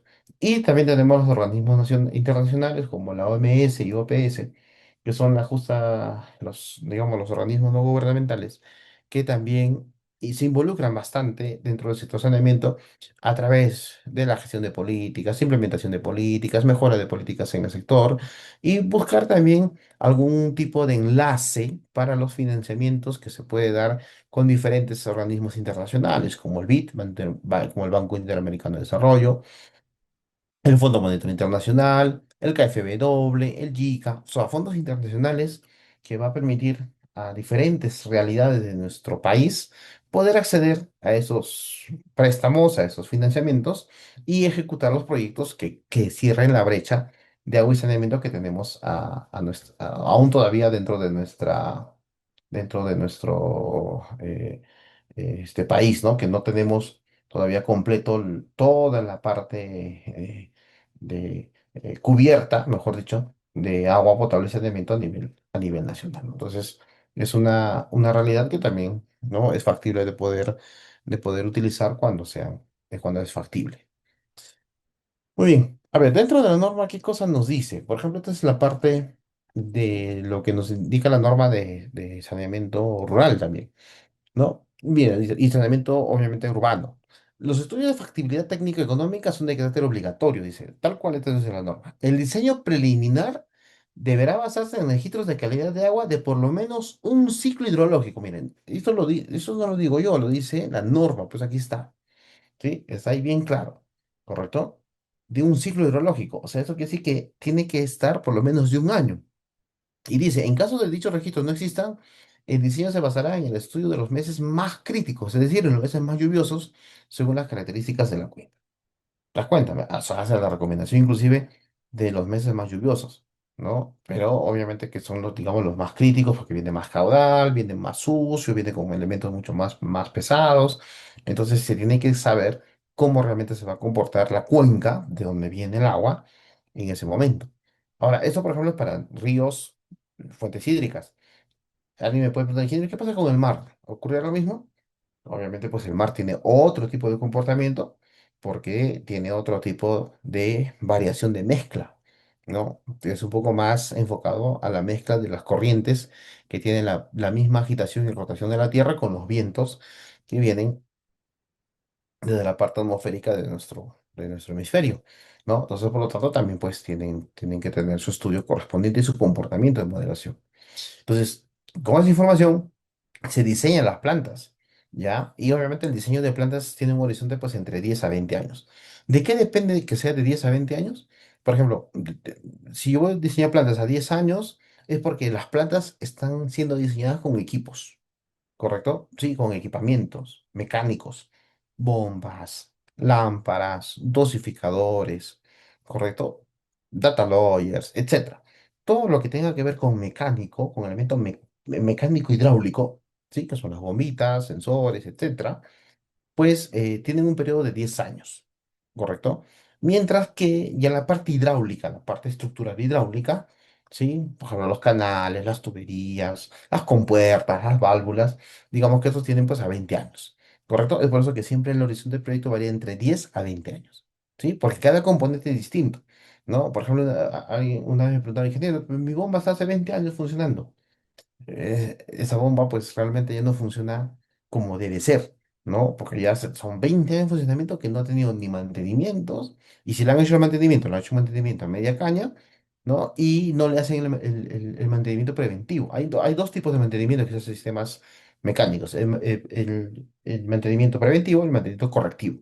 Entonces, si yo no le hago los dos mantenimientos, hacer un solo mantenimiento, al final voy a tener un periodo de vida muy corto a mi sistema. Y además las bombas y todo elemento mecánico, difusores, bombas de difusión, bombas de, de presión constante, velocidad variable, etcétera, las bombas que se puede utilizar. Si no le hago yo, o si no se hace, perdón, su mantenimiento y su verificación en los tiempos establecidos por fabricante o también por el tipo de uso, pues el funcionamiento, el periodo de vida útil, que debería durar 10 años, ya no es 10 años, es menos, es 8 años, 7 años, ¿no? Entonces, eso es lo que sucede cuando hacemos ese tipo de sistemas no enfocados. Ahora, alguien me pregunta, ingeniero, ¿en zona rural puedo colocar bomba? Sí, se puede colocar bomba, porque depende de la zona rural. Por ejemplo, en selva y en costa, ¿no? A mí me ha tocado ver sistemas de saneamiento rurales que necesitan bomba porque tienen agua de pozos, ¿sí? Son agua de pozos. Entonces, como son agua de pozos, tienen que tener su bomba. ¿Y que no hay planta? Entonces, la planta tiene que bombearse a la planta. Hay que no hay dosificador, entonces tiene que haber un dosificador con su bombita para que pueda funcionar, ¿correcto? Entonces, por eso tiene que definirse bien el enfoque donde voy a hacer. Por eso lo decía, ¿no? Ingeniero, ¿puedo colocar bombas en zona costa, en zona sierra? Claro, si se amerita el tipo de fuente, la forma de ubicación, la forma de captación, tienes que hacerlo. En selva ni qué decir, ¿correcto? Entonces, ese diseño pues tiene que justificarse, dice la norma, ¿no? Y hacer su proyección poblacional, ¿no? A través de los parámetros de censos, a través de los reportes de crecimiento poblacional y verificar los caudales. Y con esos datos de poblacional podemos saber qué caudales vamos a utilizar. Entonces dice, una vez determinado el grado de tratamiento, se procederá a realizar los procesos de tratamiento que se adecúen a la calidad de la fuente de estudio. Por eso es importante la caracterización. Una caracterización, si yo hago, por ejemplo, a veces eso es lo que hacen los municipios, ¿no? Te contratan, oye, aquí ingeniero, ya, hazme tal planta y listo, te contrato 30 días. Pero en 30 días no voy a sacar pues una sola caracterización, ¿no? Una sola caracterización no es un elemento o un dato significativo para poder diseñar una planta, ¿no? No se puede, ¿correcto? Es imposible con una sola caracterización, ¿no? Por eso es importante hacer la caracterización de manera consecutiva, de manera mensualizada, para obtener realidades distintas. Por lo menos, como dice la norma, en los meses de bastante lluvia. ¿Para cuántos meses hay lluvia? Bueno, si quiero será unos 4 o 6 meses, ¿no? Dependiendo. Imagínate en la selva. Ingeniero en la selva llueve todo el año. Tienes que sacar todos los meses, ¿no? Para que sepas cómo es la variación de la calidad del agua, ¿no? Por eso que las plantas que antes se han construido, me refiero a las plantas antiguas de hace 20, 30 años atrás ya que ya están funcionando, ¿no? Que se han construido, pues lamentablemente se han hecho con bastante de déficit. Es por eso que cuando uno va a las plantas actuales, pues están corrigiendo, abren la válvula, cierran la válvula, dosifican así, dosifican allá, mejor lo cierran para que el agua se pase, porque ya la planta no soporta, ¿no? No soporta porque no ha sido diseñado a la capacidad con la cual se ha debido considerar desde el estudio de inicio del proyecto. Por eso es importante hacer una muy buena verificación del estudio de fuente para saber qué tipo de elementos voy a remover en el agua, ¿no? El agua por su misma naturaleza tiene bastante microorganismo, muchos elementos total, coliforme total, pero también coliforme fecal, y ahora también bastante E. coli, ¿no? Que eso también es un dato a considerar. Y ahora yo, por ejemplo, en mi tesis doctoral estoy verificando también la formación de colífagos totales. ¿Qué es un colífago total? Es la presencia de virus en bacteria, en agua de río, ¿no? En agua de río. Y hay presencia de colífagos, o sea, virus en bacterias que están presentes en las aguas, ¿no? Y eso es lo que tomamos, ¿no? ¿Y cómo lo desinfectamos? Hay que hacer todos los procesos de tratamiento para hacer la remoción de esos elementos, ya sea por elementos mecánicos o sea por elementos convencionales de gravedad. O sea, no es una esa variación también se tiene que hacer en función de acuerdo al tipo de sistema que voy a implementar y dónde lo voy a implementar. ¿Correcto? Entonces, una vez que yo selecciono los procesos de tratamiento, eso lo dice la norma, ¿no? Se procederá al predimensionamiento de alternativas utilizando parámetros de diseño específicos de qué del agua a tratar, determinados, acá lo dice bien claro, mira, determinados a nivel de laboratorio o planta piloto. Mira, eso lo dice la norma, ni siquiera lo digo yo. ¿Correcto? Eso está normado. Indica que se debe hacer mira, el predimensionamiento, ¿correcto? Una vez seleccionados, y se debe utilizar con datos de laboratorio, piloto, ¿correcto?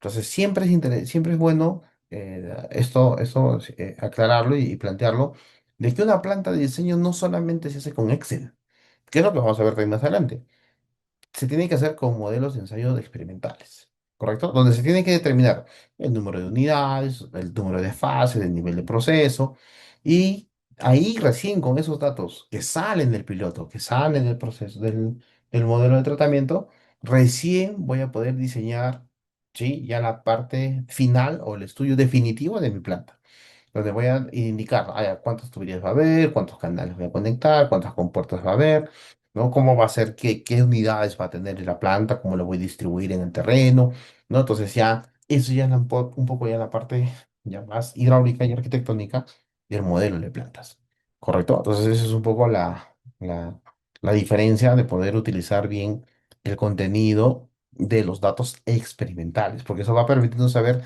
cuánto cuánta cantidad se está ingresando, cuánta cantidad se va a remover, cuánto consumo de energía voy a tener, cuánta cantidad de remoción voy a lograr en diferentes niveles de proceso. Por eso que el estudio demora pues varios meses, porque tengo que saber cómo se comporta en la planta que yo quiero diseñar a través de mi predimensionamiento con cierto caudal, con cierta turbidez, con ciertos coloides, con ciertos sólidos, con ciertos coliformes, etcétera.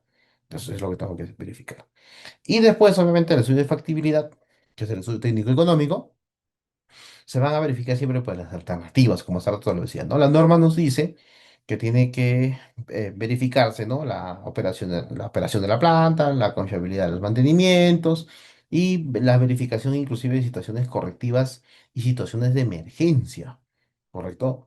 Ojo, no sé, eso también es importante, lo vamos a ver más adelante también, pero las situaciones de emergencia tienen que tener la planta de tratamiento, tiene que estar diseñada, y esto es un poco ya más para el estructurista, ¿no? Tiene que estar diseñada para casos donde va a tener que soportar algún tipo de sismo, algún tipo de movimiento telúrico, inundación, huaico, qué sé yo. Diferentes tipos de fenómenos que pueden originar desastres naturales, pero obviamente la planta tiene que garantizar por lo menos una operatividad, digamos, no será una operatividad efectiva al 100% durante ese tipo de fenómenos, ¿sí? Durante un sismo, pero tiene que por lo menos resistir, ¿no? Tiene que estar diseñada para resistir un movimiento telúrico de más o menos escala 9, ¿no? Entonces, si eso tiene que diseñarse con una estructura bien robusta, se tiene que hacer para que la gente no puede quedarse sin agua. No puede quedarse sin agua. Tiene que seguirse el abastecimiento, tiene que seguir produciendo. Entonces, para que en momentos de desastre, pues pueda hacerse sin problema. Ahora, ese tipo de análisis económico, los costos directos, los indirectos, pues la norma nos dice que tienen que entrar a comparación y obviamente verificar cuál de ellos es el económicamente más rentable. Pero lo bueno es que también ya en el tema de contrataciones del Estado se ha actualizado este tipo de metodología de contrato, ¿no? Van a, en el OCE, por ejemplo, y ahora, aparte que van a ver quién es el que tiene mejor propuesta económica, o sea, la más barata, ¿no? También van a darle la credibilidad, ¿no? De acuerdo a lo que el reglamento pues, se ha actualizado, ¿no? Van a darle la credibilidad a la experiencia con la cual se ha logrado, o sea, tener, ¿no? Ese tipo de proceso, ¿no? Entonces ya no solamente va a depender de lo más económico, sino también a nivel de experiencia, ¿no? Y de credibilidad, o mejor dicho, confianza en el postor, ¿no? O sea, de las características que manda pues el modelo o la forma de licitación que se ha planteado, ¿no? Pero bueno, eso es parte de ese modelo. Y bueno, dentro de la norma también los estudios básicos, ¿no? Nos indican que se tiene que cumplir sí o sí. Entre los principales, obviamente, hay que verificar los estudios de caracterización del agua, estudios geológicos, geotécnicos y topográficos, en un estudio topográfico a detalle, estudios de tratabilidad, ahí está, y lo dice la norma, estudios de tratabilidad mediante simulación de procesos, laboratorio, plantas de pilotos o a prototipo. ¿No? Y bueno, ahí en la norma dice cuando el caso lo amerite. Uno puede decir, ingeniero, pero ahí dice cuando el caso amerite. Sí, pero es que todo diseño de planta es, como les digo, aunque sean plantas pequeñitas, se tiene que verificar. ¿Por qué creen, por ejemplo, no? Y hago una pregunta suelta ahí a los que están en sala. No, por ejemplo, seguro algunos de ustedes en su casa tienen esos filtros que venden en Sodimac, en Promar, que lo han colocado en su lavadero de cocina. ¿No? ¿Por qué creen que esos filtros se venden o funcionan? A pesar que son chiquitos, ¿no? A pesar que son solamente para un caño, no solamente para el lavadero o lavatorio de la cocina, ¿no? ¿Por qué funcionan? Porque se han probado, se han verificado, se han contrastado de que son sistemas que sí son efectivos, ¿no? Y que sí son adecuados para darle digamos, ¿qué te digo? Para darle una seguridad a ese agua que tú vas a usar en en tu, eh, en tu casa, ¿no? En tu casa. Entonces, ya pues, entonces lo que tienes que, o lo que se tiene que siempre comprobar o se tiene que garantizar es justamente eso, ¿no? Que a través de experimento, a través de modelos, yo pongo tal producto en el mercado, o tal producto, o tal sistema, o tal unidad, y veo que funciona, entonces eso lo pongo y lo uso. Eso es lo que se hace en las plantas pilotos. ¿Qué más te pide la norma? Estudios geológicos, geotécnicos, diseño de cimentación, ¿sí? Te pide también verificar los niveles de escala para diferentes caudales, el estudio de impacto ambiental, verificar los impactos negativos que se pueden generar, estudios de vulnerabilidad de desastres, que es justamente lo que hace rato les comentaba hace rato un poquito. Y todo proyecto de tratamiento de agua potable pues debe ser, ¿no?, elaborado por un geosanitario, como hace rato le dije en el tema de la responsabilidad, y también por su puesta en marcha. ¿No? A veces en obra, y eso he visto en algunos casos, ¿no? Donde, por ejemplo, no se cumple, a pesar de que está en el presupuesto, ¿ah? O sea, a pesar de que está en el presupuesto de obra, dice, no, puesta en marcha del sistema de tratamiento o sistema de potabilización. Y muchos ingenieros he visto que la puesta en marcha lo hacen simplemente llenando el agua al tanque. A ver, aquí llenen el agua, ya llenen el agua, ya llenen el agua al filtro, llenen el agua al procurador, llenen el agua al decantador. Ya, ¿pasa el agua o no? Sí pasa, listo, ya pasó.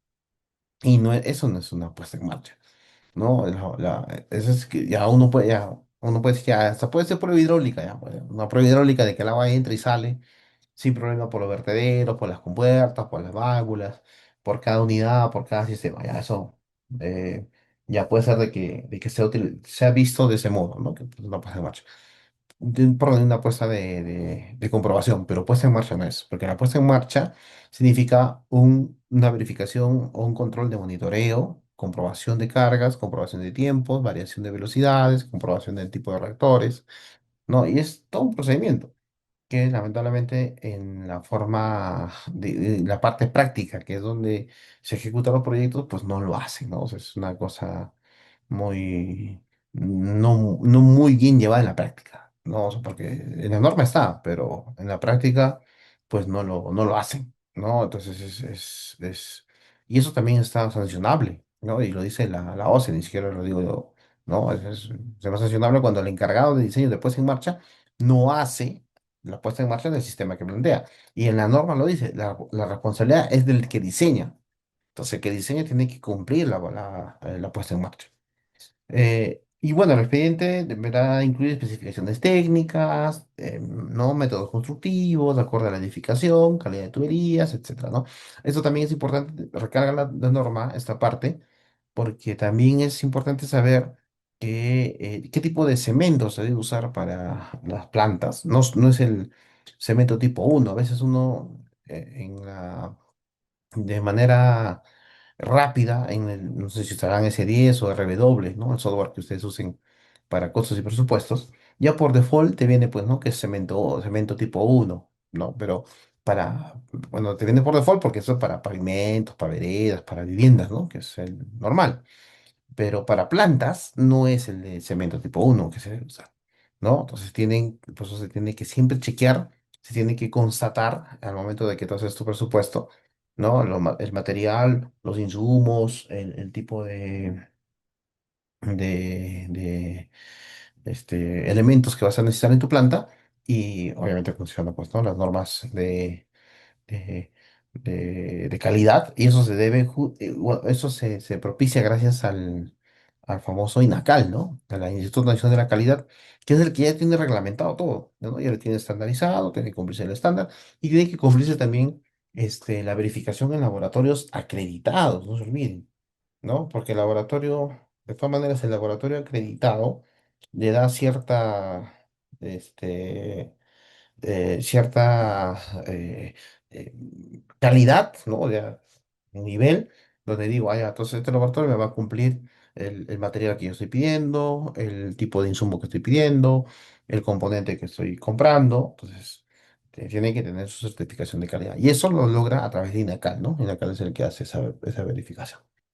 Muy bien, bueno, acá están las disposiciones para los diseños definitivos, ya lo casi similar a lo que son los estudios de factibilidad, los registros de calidad de agua trata. Ah, y acá la diferencia es que en esta parte, aparte de los datos geológicos, bueno, levantamiento topográfico sí o sí, Estudio de desarrollo urbano agrícola también cuando sea necesario, de acuerdo a la zona donde se enfoca la planta, ¿sí? Porque, por ejemplo, esa planta puede tener, ¿no? Es una cuenca, y viene la bajita de la cabecera de cuenca, y justamente tiene parcelas agrícolas, hay desarrollos urbanos, rurales, entonces se tiene que verificar ese tipo de identificación zonal para los diferentes tipos de realidades que se tienen.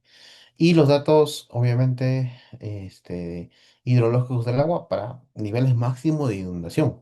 Mira, datos hidrológicos, incluidos los niveles máximos de inundación.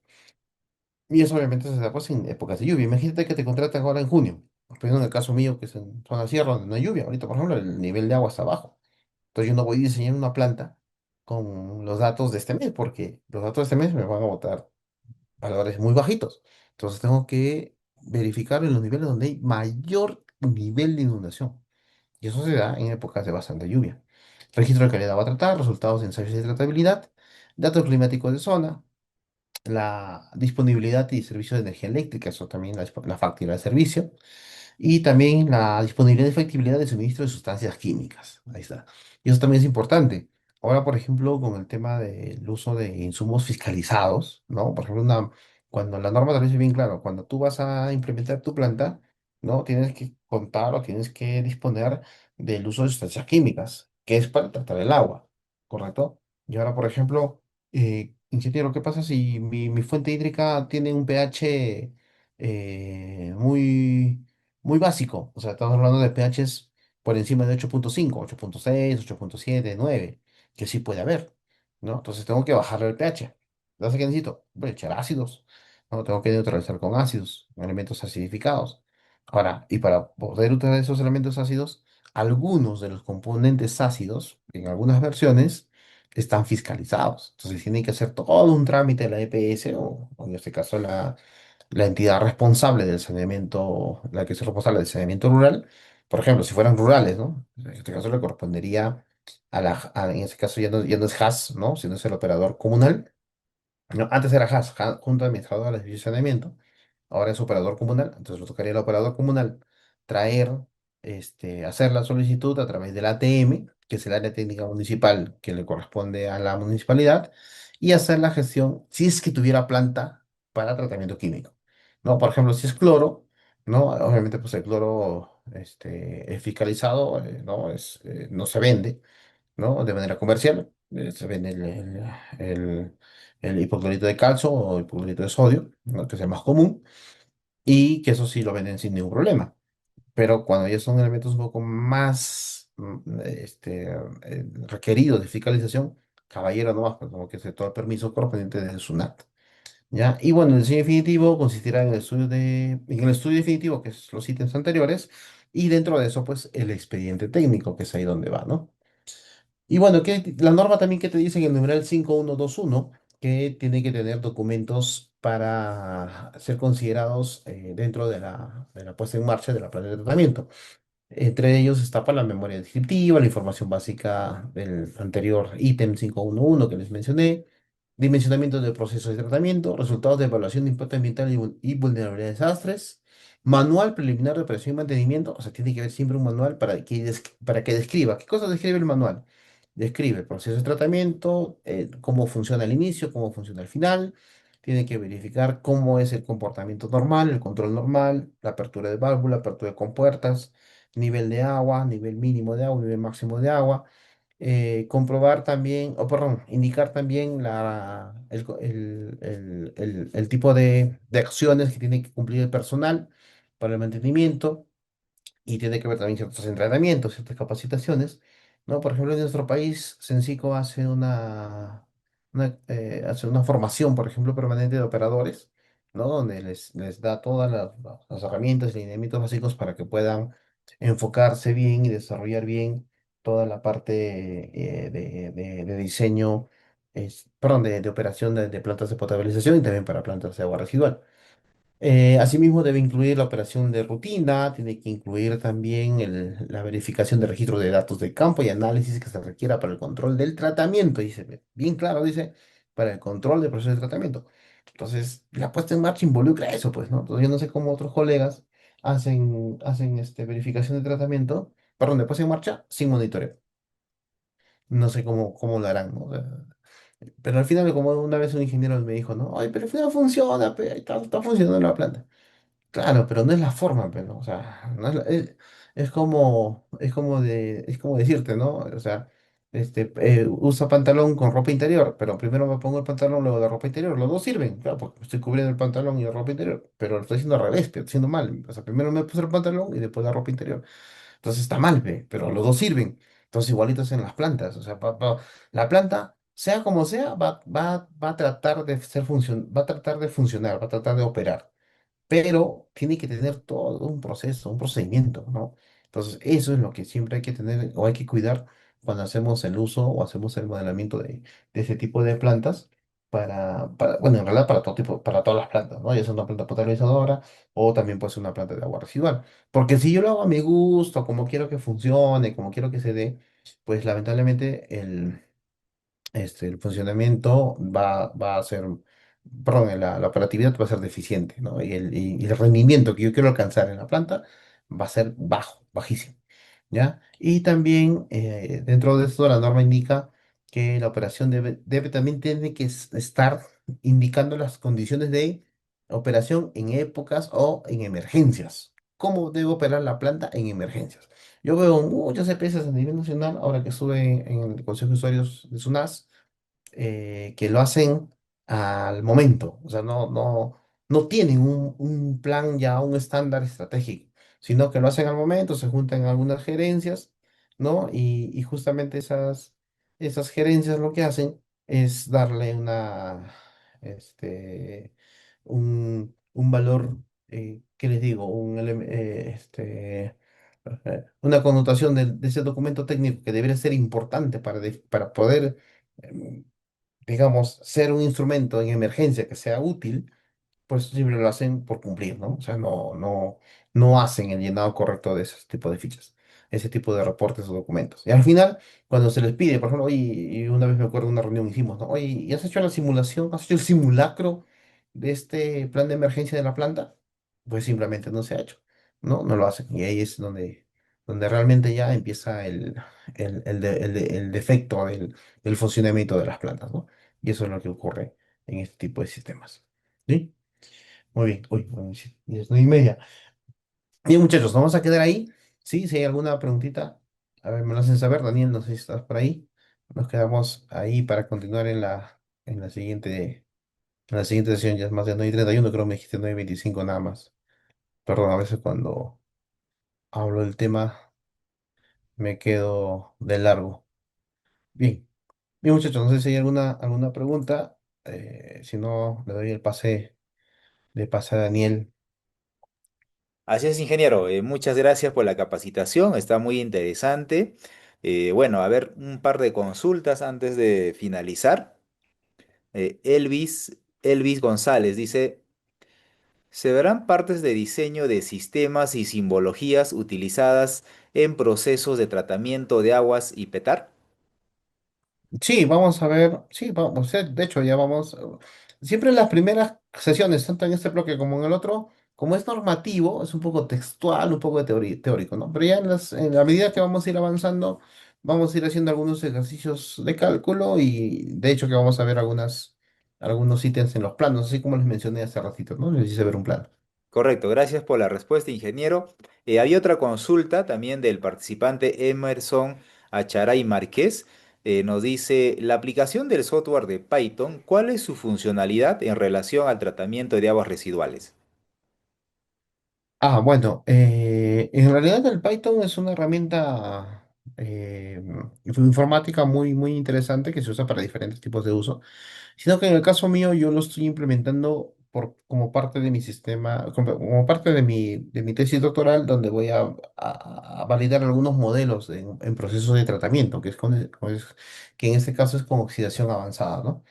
Pero sí, ahorita lo que yo estoy utilizando el Python es para diseño y simulación de escenarios, que es lo que estoy configurando. Y sí, te bota resultados, es como un Excel, ¿no? O sea, al final es como un Excel, pero ya no te trabaja netamente como Excel, como el Excel que es estático, sino que tú le puedes dar las condiciones para que pueda ser dinámico y puedas ver la variación que ocurre en una planta, no solamente en un momento, sino lo que ocurre de acá a 5 horas, a 2 días, a una semana, a 3 semanas, a un mes, a 2 meses, a un año, ¿no? Entonces eso es lo que se quiere lograr. Bien, ahora hay otra consulta de Jorge Velázquez. ¿Cómo se controla el nivel del cloro aplicado al agua de consumo?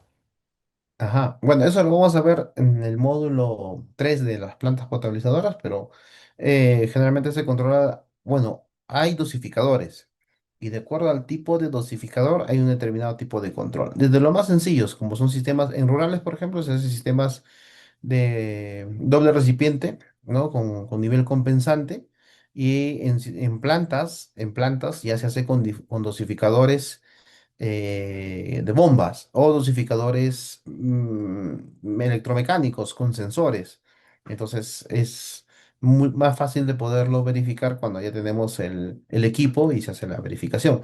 Y si lo hacemos bien, bien convencional, bueno, hay que dosificar con el nivel estático o si no con eh, sistemas de goteo, dependiendo del tema de dosificación que aplicas, ¿no? Correcto, ingeniero. Muchas gracias. No tengo más consultas. Ya, la última consulta. A ver, Franco Bustamante dice, ¿a qué se refiere una planta de filtración rápida completa? ¿En qué zonas mayormente se utiliza? Bueno, las plantas de filtración, bueno, en realidad en nuestro país, de acuerdo a la norma, tenemos dos tipos de sistemas, plantas de filtración rápida y filtración lenta. Y eso es por la velocidad con la cual filtra el agua, ¿sí? Y generalmente las plantas de filtración rápida se hacen para caudales grandes, ¿sí? Así como hace rato lo dije, ¿no? Si, por ejemplo, en zona rural se aplica filtros lentos porque los caudales son pequeños. ¿Ya? En el caso de filtración rápida, se aplica para caudales grandes, pero también es válido para hacerlo para pequeños. Eso depende de qué cosa tiene mi agua, pues, ¿no? Pues, bueno, para qué la voy a utilizar. Y las plantas de filtración rápida completas se llaman pues a todas las unidades que componen ese tipo de sistemas. En realidad es la planta de filtración rápida solamente se enfoca al tratamiento secundario, que es el filtro rápido. Sí, pero eso cambia, o sea, el nombre correcto no son filtros rápidos, sino que el nombre correcto depende del tipo de esquema de proceso que funciona. Hay tecnologías de filtración de Egremont, Leopold, esos sí son distintos, ¿no? Y hay tecnologías de filtración convencional de lavado mutuo, tipo CEPIS, que esos son las de filtración rápida también. Ambos son, esos tres que te dije, de Egremont, Leopold o del tipo CEPIS, son rápidas, pero cada una diferente porque tienen diferente funcionalidad en su mecanismo de filtración. Eso es lo que lo hace distinto. Pero sí, se usan mayormente en zona urbana, ¿no? Mayormente porque son caudales grandes, ¿no? Como son caudales grandes, pues en zonas urbanas son muy utilizados ese tipo de plantas. A ver, hay una última consulta, doctor. ¿Se puede responder? Sí, sí. Ya, a ver, ya la última consulta, estimados amigos, para que no nos gane la hora. Sergio Valdivia dice, ¿qué parámetro diferencia la filtración rápida y lenta? ¿Es el flux o parámetro es? ¿O qué parámetro es? Bien, es que, bueno, como hace rato lo dije, la, para poder definir o para poder utilizar qué tipo de filtros hay que usar, uno de las condiciones, la primera condición, el primer parámetro es el caudal, ¿no? Para definir, ¿sí? ¿Cuánto es el caudal que voy a operar? Si es un caudal chiquito o es un caudal grande, ¿correcto? Segundo, es el nivel de cantidad o de carga coloidal que tiene el agua. ¿Correcto? Sí, el nivel de carga coloidal que tiene el agua, ¿ya? Y eso se refiere pues al nivel de turbidez y al nivel de sólidos suspendidos totales y al nivel de TDS, o sea, sólidos disueltos totales también. ¿Sí? Dependiendo de la cantidad, por ejemplo, de sólidos suspendidos disueltos y sólidos disueltos totales, ¿sí? También tengo que definir si lo hago lento o lo hago rápido, ¿correcto? Y también de acuerdo a la cantidad, por ejemplo, de variación orgánica.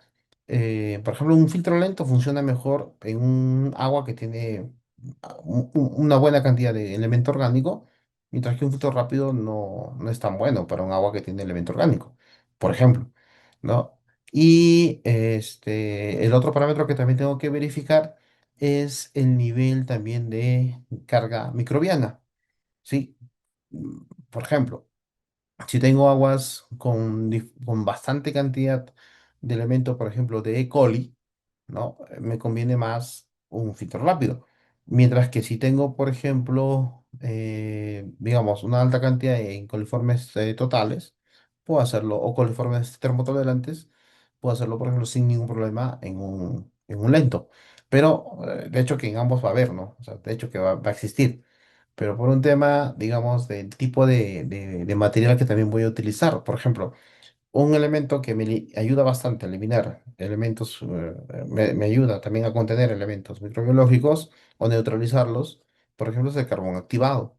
Entonces, por ejemplo, imagínate, un carbón activado me sale mucho más caro en un filtro lento que en un filtro rápido.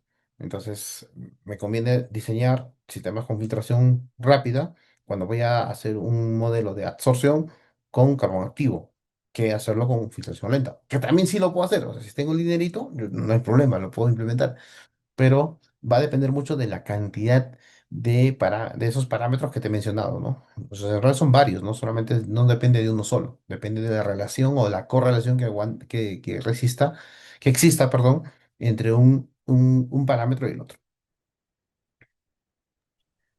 Correcto, ingeniero, muchas gracias por la capacitación, son todas las preguntas. Bueno, la siguiente sesión sí estaré activando el audio de los participantes para que puedan pues activar su audio y de esta manera interactuar, ¿no? Con el especialista. Nos hemos pasado ya 10 minutos. Esto es la clase introductoria de la siguiente sesión. Pues va a ser todavía más interactiva, ¿no? El ingeniero a medida que vaya pues desarrollando los temas, ustedes levantan la manito y hacen su pregunta. ¿Alguna recomendación final para la siguiente sesión, ingeniero Martín, por favor? Y también a través de su persona, ¿no? Reiterar pues la invitación para que se puedan inscribir, ¿no? Y de esta manera acompañarnos en las siguientes sesiones. Sí, sí, gracias Daniel. Sí, bueno, solamente agradecer a los chicos que el día de hoy han venido. Y, no, bueno, entiendo que casi todos van a estar, o si no todos, en la siguiente sesión. Y bueno, solamente invitarles a que estén con ganas de aprender. Vamos a hacer un poco de Excel, ¿no? Vamos a hacer un poco también del AutoCAD y ver algunos esquemas ahí ya de diseños preliminares fijos y que les puede servir. O sea, y si tienen alguna duda, no duden también en comentarlo. Hay algunos que quizás tienen ya experiencia en algún proyecto, algo que han hecho y con gusto podemos ir comentando y también ir aprendiendo uno de los otros, ¿no? No hay problema. Entonces, ya nos vemos la siguiente sesión. Correcto. Muchas gracias, ingeniero. Que tenga un buen fin de semana largo, feriado. Igual, Bueno, felices fiestas, felices 28 a todos. Pásenla bonito. gracias, ingeniero. Buenas noches.